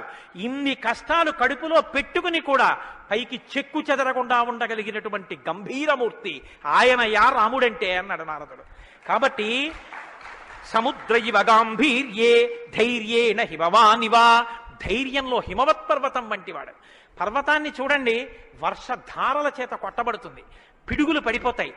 ఆ పర్వతం మీదే చెట్లు పెరుగుతాయి, ఆ పర్వతం మీదే సింహాలు తిరుగుతాయి, పులులు తిరుగుతాయి, ఆ సముద్రానికి కన్నాలు పెట్టి పావులు పడుకుంటాయి. చిట్టెలుకలు కన్నాలు చేసి ఆ పర్వత పాదాల మీద తిరుగుతూ ఉంటాయి. ఎలుక కన్నం పెట్టి తనలో దూరిందని బెంగపెట్టుకోదు, ఒక ధూర్తుడు కాళ్లతో పైకెక్కాడని బెంగపెట్టుకోదు, వర్షధారలు కొట్టాయని కదలదు, పిడుగులు పడ్డాయని చెక్కు చెదరదు, పులులు సింహాలు తిరుగుతున్నాయని బెంగపెట్టుకోదు, మహాత్ములు తన మీద నడుస్తున్నారని పొంగిపోదు, తన మీద ఈశ్వరుడి దేవాలయం కట్టారని పరవశించిపోదు, తాను అలాగే నిలబడి ఉంటుంది. చెక్కు చెదరక నిలబడగలిగినటువంటి పర్వతం ఎటువంటిదో రాముడు అటువంటి వాడు. ఇది నారదుడు ఒక నరుడిగా ఆయన కొన్న లక్షణాలు చెప్తున్నాడు. ఇవి నీవు సంతరించుకో, కొన్నైనా ప్రతిదానికి విచలితుడవైపోవడం కాదు, ప్రతి చిన్నదానికి కదిలిపోవడం కాదు, ధైర్యంగా నిలబడగలగాలి. నాకు కాకపోతే ఎవరికి వస్తాయి? వస్తాయి కష్ట సుఖాలు అనేటటువంటివి చేసుకున్న కర్మను అనుసరించి అని నిలబడగలిగినటువంటి స్థితి రామాయణం ఇస్తుంది. విష్ణునా సదృశో వీర్యే సోమవత్ ప్రియదర్శన కాలాగ్ని సదృశ క్రోధే క్షమయా పృథివీ సమః. ఏమి శ్లోకాలు వాడారండి సంక్షేప రామాయణంలో మహానుభావుడు. విష్ణునా సదృశో వీర్యే, ఆయనతో పోల్చడానికి విష్ణు ఒక్కడే ఉన్నారు. ఎందుకంటే ఇంకా ఆయనతో పోల్చడానికి అటువంటి వాడు ఇంకొకడెవరుంటారు? విష్ణువుని విష్ణువుతోనే పోల్చాలి. కాబట్టి విష్ణువుతో సమానమైన వాడు. సోమవత్ ప్రియదర్శన, బాణం పట్టుకుని ఎదురుగుండా ఉన్న వాళ్ళ లక్షల మంది కంఠాలు తెగకోసినా సరే భక్తులైన వారికి మాత్రం ఆ స్వరూపాన్ని దర్శనం చేస్తుంటే ఎంత సంతోషంగా ఉంటుందో. కాబట్టి సోమవత్ ప్రియదర్శన. లోకంలో మూడిటిని ఎంత చూసినా చూడబుద్ధే వేస్తుంది, ఎంత చూడండి చూడబుద్ధేస్తుంది. అందుకే పార్వతీదేవి వినాయకుడికి ఏనుగు ముఖం పెట్టించింది. పసిపిల్లలకి కూడా సంతోషం కల్పించేవి మూడు ఏమిటో తెలుసా అండి? గజముఖం, చంద్రబింబం, సముద్రం. మీరు సముద్రపు తోటికి వెళ్ళి ఎంతసేపు కూర్చోండి, ఎంతసేపు చూస్తున్నా సముద్రాన్ని అలా చూడాలనే అనిపిస్తుంది. చీకటి పడిపోయిన తర్వాత సముద్ర ఘోష అదో సంతోషం, వస్తున్న కెరటాలు అదో సంతోషం, చీకటి పడ్డాక దీపాలతో దూరంగా వెళ్ళిపోతున్న ఓడ అదో సంతోషం, సూర్యోదయానికి సముద్రం ఆకాశం కలిసినట్టుగా ఉన్న చోట ఉదయిస్తున్న సూర్యబింబం అదో సంతోషం, ఆ పడుతున్న ఎర్రకాంతి అదో సంతోషం, సూర్యాస్తమయానికి సముద్రంలో కృంగిపోతున్నట్టుగా ఉన్న సూర్యుడు అదో సంతోషం. తిక్కన గారు విరాట పర్వంలో అంటారు, రాత్రి అయ్యేటప్పటికి ఆకాశం ఎలా ఉందంటేట మంచి సంపన్నుడైన గృహస్థు ఇంట్లో అలంకారం చేసినటువంటి పడకలా ఉందిట, దాని మీద పువ్వులు అవన్నీ వేస్తే ఎలా ఉందో అలా ఉందిట. సూర్యోదయానికి ఉన్నటువంటి ఆకాశం ఎలా ఉందంటేట తెల్లవారిన తర్వాత 10 మంది చూస్తే దృష్టిదోషం కలుగుతుందని ఆ ఇంటి ఇల్లాలు దుప్పటి మీద ఉన్న పువ్వులు అవే అన్నీ పోయేటట్టు ఒక్కసారి 2 చేతులతో ఇలా దులిపేస్తే అన్నీ పోయిన తర్వాత దుప్పటి ఎలా ఉందో ఆకాశం ఎలా ఉంది తెల్లారాకంటారు. అలా ఆ సముద్రాన్ని చూస్తుంటే ఎంత అందంగా ఉంటుందో. పసిపిల్లల దగ్గర నుంచి కవుల వరకు జ్ఞానుల వరకు సముద్రం ఆనందమే. పసిపిల్లాడికి ఏం తెలిసనే ఆనందం, వృద్ధుడికి ఏం తెలిసనే ఆనందం. అందరూ సముద్రపు వెళ్ళికి వెళ్ళి ఆనందం పొందుతారు. ఆఖరికి తుఫాను సమయంలో సముద్రం చూడడం అదో సంతోషం కొంతమందికి. కాబట్టి సముద్రం. 2 చంద్రబింబం. చంద్రబింబాన్ని ఎంతసేపు చూడండి సంతోషం. రామాయణంలో వాల్మీకి మహర్షి వర్ణిస్తారు సుందరకాండలో చంద్రబింబాన్ని, ఏమి వర్ణనలో ఆ సర్గలు. కాబట్టి చంద్రబింబం. 3 ఏనుగు. ఏనుగు చూడండి, వెంకటాచల క్షేత్రానికో తిరుత్తణియో వెడితే ఆ ఏనుగు ముందు నించుంటే పిల్లల్ని ఎంతసేపు నించో పెట్టండి సంతోషమే. ఆ తొండం ఇలా ఇలా ఆడిస్తూ ఆ ఏనుగు అలా నిలబడి అరటిపండు ఎత్తి నోట్లో పెట్టుకుని ఆ దుమ్ము తీసి మీద పోసుకుని స్నానం చేసి తెల్లటి దంతాలు, దాని స్వరూపం, దాని చిన్ని కళ్ళు, దాని వెంట్రుకలు, దాని తోక, పెద్ద పెద్ద కాళ్ళు, ఇంతంత గోళ్ళు, గుండ్రంగా పాదాలు. ఆ ఏనుగుని ఎంతసేపు చూసినా అబ్బాయి ఇంకేం చూస్తానులేండి అనిపించదు, అలా చూడబుద్ధి వేస్తుంది. అలా చూడబుద్ధి వేస్తుంది. కాబట్టి ధ్యానం చేసేటప్పుడు ముందు గణపతి యొక్క ముఖాన్ని తదేకంగా చూస్తే ఆ ధ్యాన నిష్ట చేత విఘ్నములు తొలగిపోతాయి. కాబట్టి పరమేశ్వరుడు అందరూ తొందరగా దృష్టి పెట్టి చూడడానికి వైముఖ్యం కలగనటువంటి ముఖాన్ని నా కొడుక్కి పెడితే అందరికీ ఉపకారం జరుగుతుందని ఏనుగు తలకాయ తీసుకొచ్చి వినాయకుడికి పెట్టాడు. అది కారణం. వినాయకుడికి ఏనుగు తలకాయ ఉండడానికి కారణాల్లో అదొకటి. కాబట్టి విష్ణునా సదృశో వీర్యే సోమవత్ ప్రియదర్శన కాలాగ్ని సదృశ క్రోధే.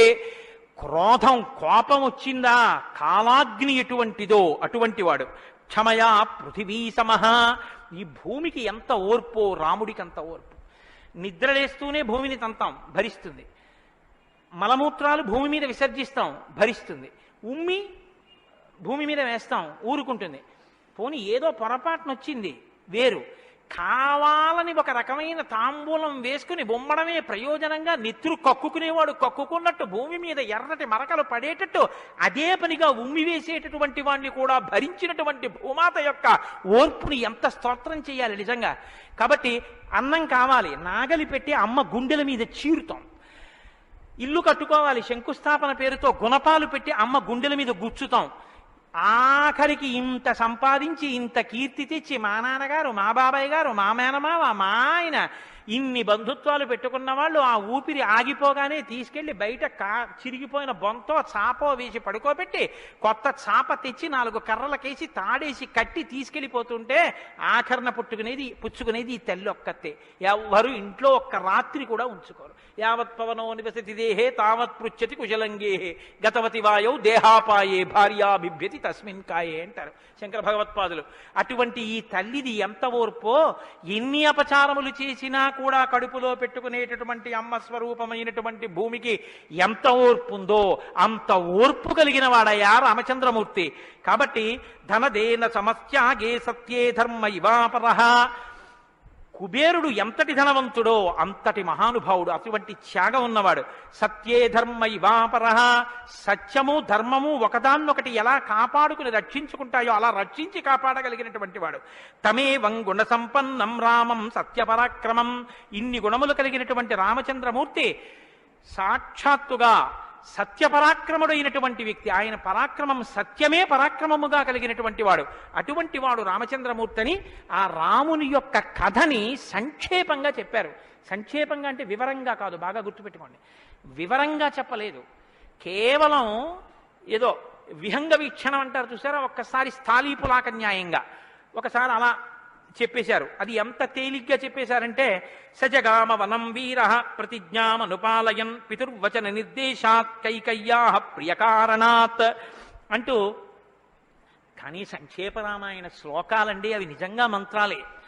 దశరథ మహారాజు గారు లేక లేక లేక లేక సంతానం కలగలేదని బెంగపెట్టుకుని అశ్వమేధయాగం చేసి తత్పాపాన్ని పోగొట్టుకుని పుత్రకామేష్టి చేస్తే యజ్ఞపురుషుడు ఆవిర్భవించి ప్రసాదాన్నిస్తే ఆ పాయసాన్ని అనురూపలైనటువంటి తన భార్యలు స్వీకరిస్తే పెద్ద భార్య అయినటువంటి కౌసల్యాదేవి యొక్క గర్భాన్ని జనించినటువంటి సాక్షాత్తు విష్ణుస్వరూపుడైన ధర్మాత్ముడైన రామచంద్రమూర్తి పినతల్లి అయిన కైకమ్మ 14 సంవత్సరములు అరణ్యవాసం చేసి రాజ్యాభిషేకాన్ని విడిచిపెట్టుకోవాలి రామచంద్రమూర్తిని 2 వరములు రాత్రికి రాత్రి దశరథ మహారాజు గారిని అడ్డుపెట్టి నిగ్రహిస్తే తండ్రిని సత్యవాక్యమునందు నిలబెట్టడం కోసమని రామచంద్రమూర్తి రాజ్యాన్ని పరిత్యజించి నారవస్త్రాలు కట్టుకుని చెప్పులు కూడా విడిచిపెట్టి మహానుభావుడు అరణ్యానికి బయలుదేరి వెళ్ళిపోతున్నారు. ఆ వెళ్ళిపోతున్నటువంటి సమయంలో రామశ్చ దయితా భార్య నిత్యం ప్రాణ సమాహిత జనకస్య కులే జాతా దేవమాయేవ నిర్మిత సర్వలక్షణ సంపన్నా నారీణాం ఉత్తమావధ సీతాప్యనుగత రామం శిశిలం రోహిణీ యథా. సాక్షాత్తుగా దేవమాయయే లోకంలో ఉన్న సౌందర్యమంతా రాశీభూతమై ఒక స్త్రీ రూపంలో వచ్చిందా అన్నంతగా కనపడేటటువంటి సీతమ్మ తల్లి, జనక మహారాజు గారి యొక్క పుత్రి, అయోనిజ అయినటువంటి తల్లి, స్త్రీలలో ఉత్తమమైనటువంటి రత్నంగా చెప్పబడినటువంటి తల్లి, సర్వలక్షణ సంపన్న అయినటువంటి సీతమ్మ చంద్రుణ్ణి రోహిణి ఎలా అనుసరిస్తుందో అలా కష్టసుఖాల్లో నీతో కలిసి ఉంటాను తప్ప నేను అంతఃపురంలో ఉండను అని చెప్పి రామచంద్రమూర్తితో కలిసి అరణ్యవాసానికి బయలుదేరింది. సోదరుడైనటువంటి లక్ష్మణుడు కూడా రామచంద్రమూర్తితో బయలుదేరాడు.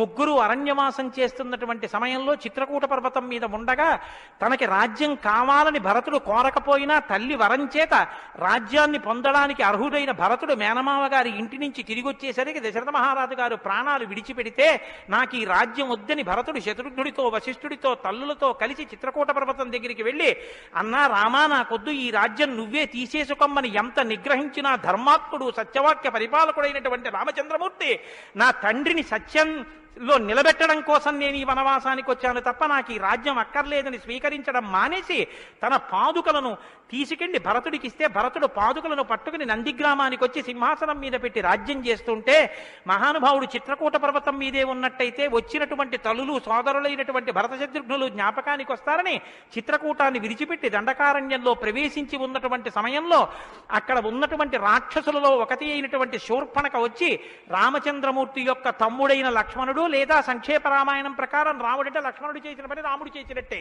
అందుకని రాముడి చేత ముకుచెవులు కోయబడితే ఆ శూర్పణక చేత ప్రేరేపింపబడిన కరదూషణాదులు త్రిశిరస్సు అనేటటువంటి 14,000 మంది రాక్షసులు రాముడి మీద దండెత్తి వస్తే తృణప్రాయంగా 14,000 మందిని నిగ్రహించినటువంటి రామచంద్రమూర్తి యొక్క పరాక్రమాన్ని శూర్పణక వల్ల తెలుసుకున్నటువంటి రావణాసురుడు అసూయతో సీతమ్మ తల్లి మీద మోహంతో సీతమ్మ తల్లిని అపహరించి తీసుకుని వెళ్ళిపోతే ఆగ్రహించినటువంటి రామచంద్రమూర్తి శబరిని దర్శనం చేసి తర్వాతి కాలంలో సుగ్రీవుడితో స్నేహం చేసి వారిని నిగ్రహించి దశ దిశలకి వానరుల్ని పంపిస్తే దక్షిణ దిక్కుకు వెళ్ళినటువంటి హనుమ సీతమ్మ తల్లి యొక్క జాడ కనిపెట్టి 100 యోజనముల సముద్రాన్ని దాటి ఈవలి ఒడ్డుకు వచ్చి రామచంద్రమూర్తికి సీతమ్మ క్షేమవార్త చెప్తే రామచంద్రమూర్తి నీలుని యొక్క సహకారంతో సముద్రానికి సేతువు కట్టి సముద్రాన్ని దాటి ఆవలి ఒడ్డుకు వెళ్లి లంకారాజ్యంలో వానర సహకారంతో రావణ కుంభకర్ణాది వీరులను నిగ్రహించి తిరిగి మళ్ళీ అయోధ్య పట్టణానికి వచ్చి పట్టాభిషిక్తుడై 11,000 సంవత్సరములు ఈ రాజ్యాన్ని పరిపాలన చేసి రామరాజ్యం ఇలా ఉంటుంది అని చెప్పి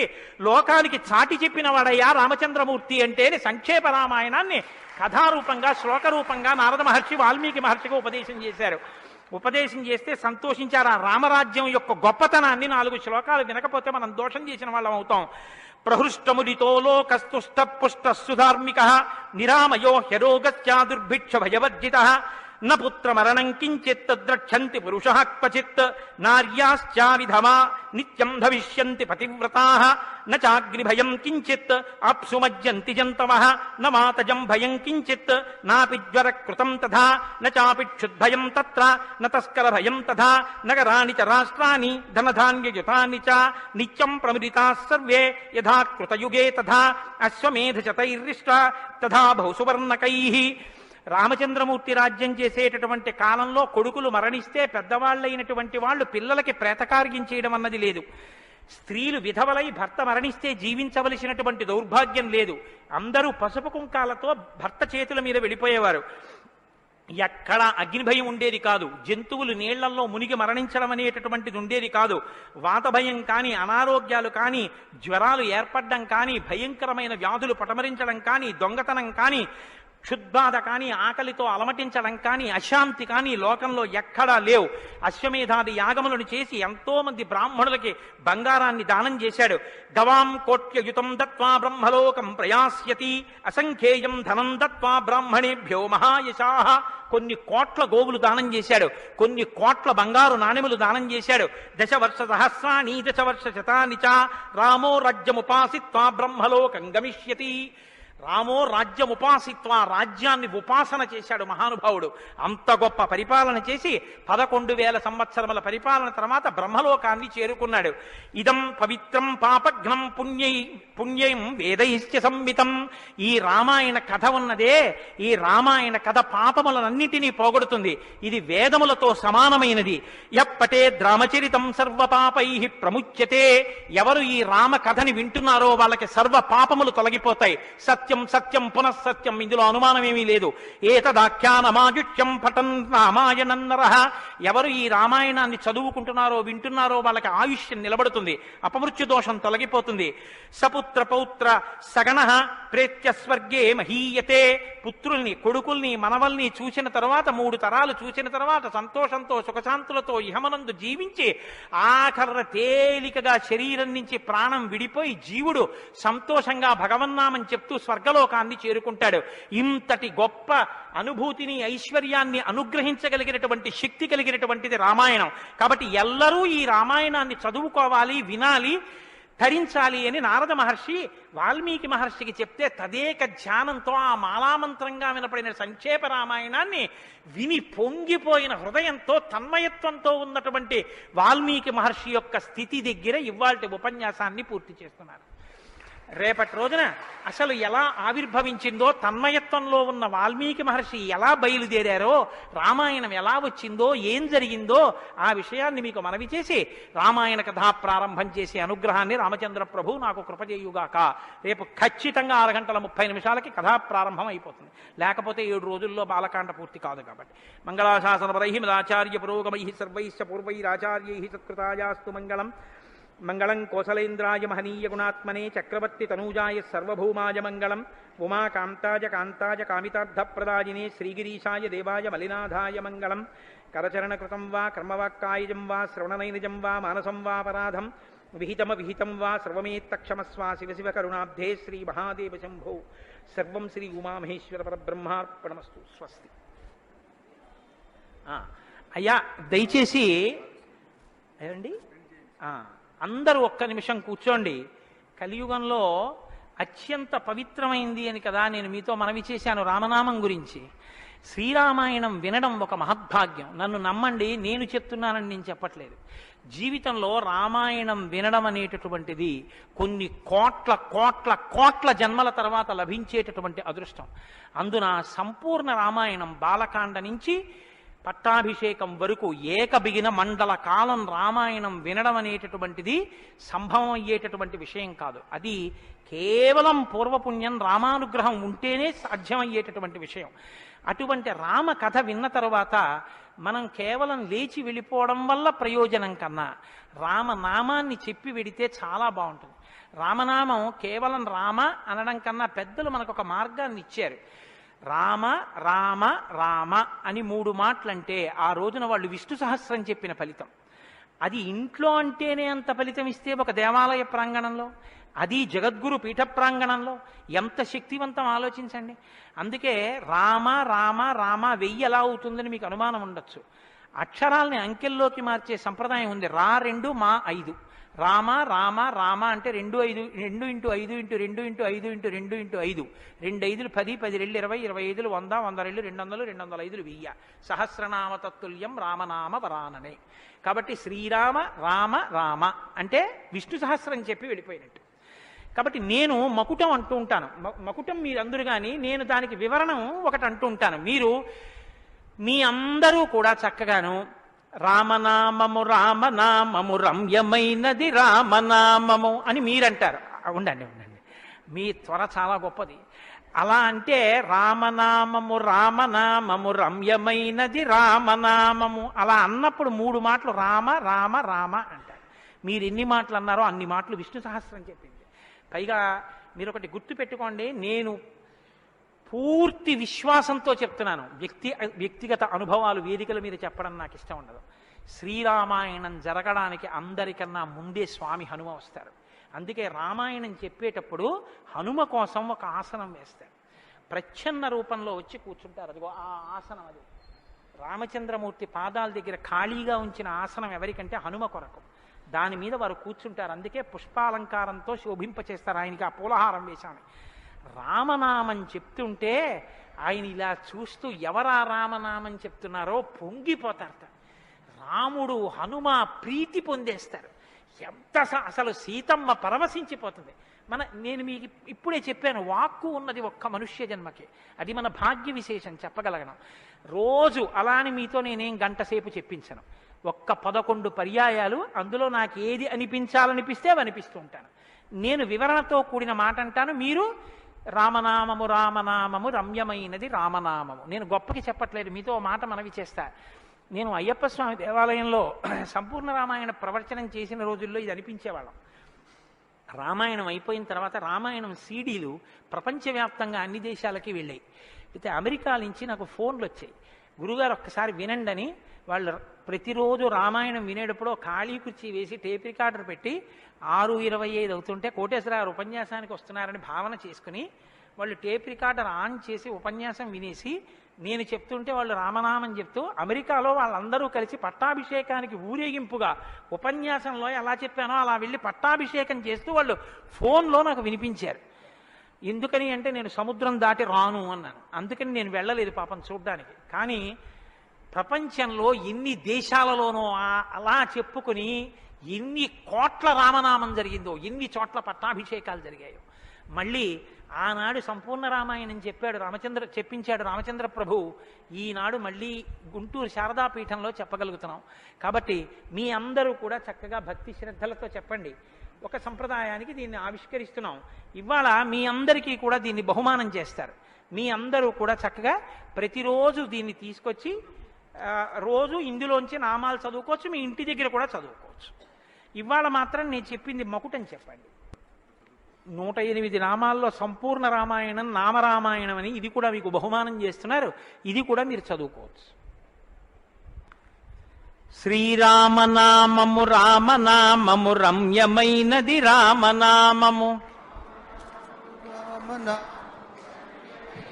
రామనామము దారి నుంటిగా నడచు వారికి తోడు నీడే రామనామము రామనామము రామనామము రమ్యమైనది రామనామము నారదాది మహామునీంద్రులు నమ్మినది శ్రీరామనామము రామనామము రామనామము రమ్యమైనది రామనామము కోరికొలచిన వారికెల్లను కొంగు బంగరు రామనామము రామనామము రామనామము రమ్యమైనది రామనామము అండపిండ బ్రహ్మాండములకు ఆధారమైనది రామనామము రామనామము రామనామము రమ్యమైనది రామనామము బ్రహ్మ సత్యము జగన్మిథ్యాభావమే శ్రీరామనామము రామనామము రామనామము రమ్యమైనది రామనామము ఆంజనేయుని వంటి భక్తులకాశ్రయము రామనామము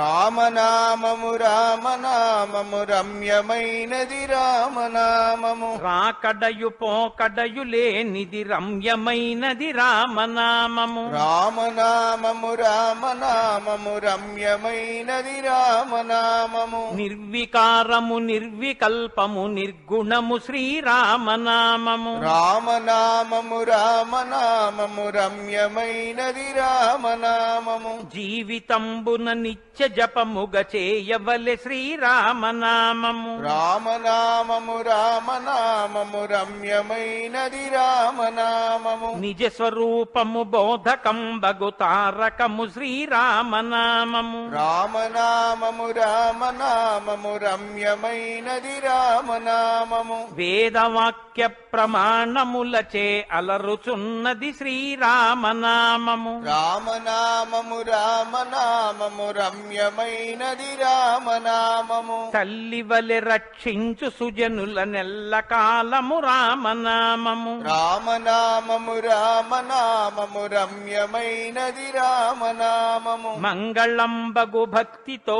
పాడిన శుభకరంబగు శ్రీరామనామము రామనామము రామనామము రమ్యమైనది రామనామము. స్వస్తి. రేపు 6:30 తిరిగి ప్రవచనాన్ని ప్రారంభం చేద్దాం.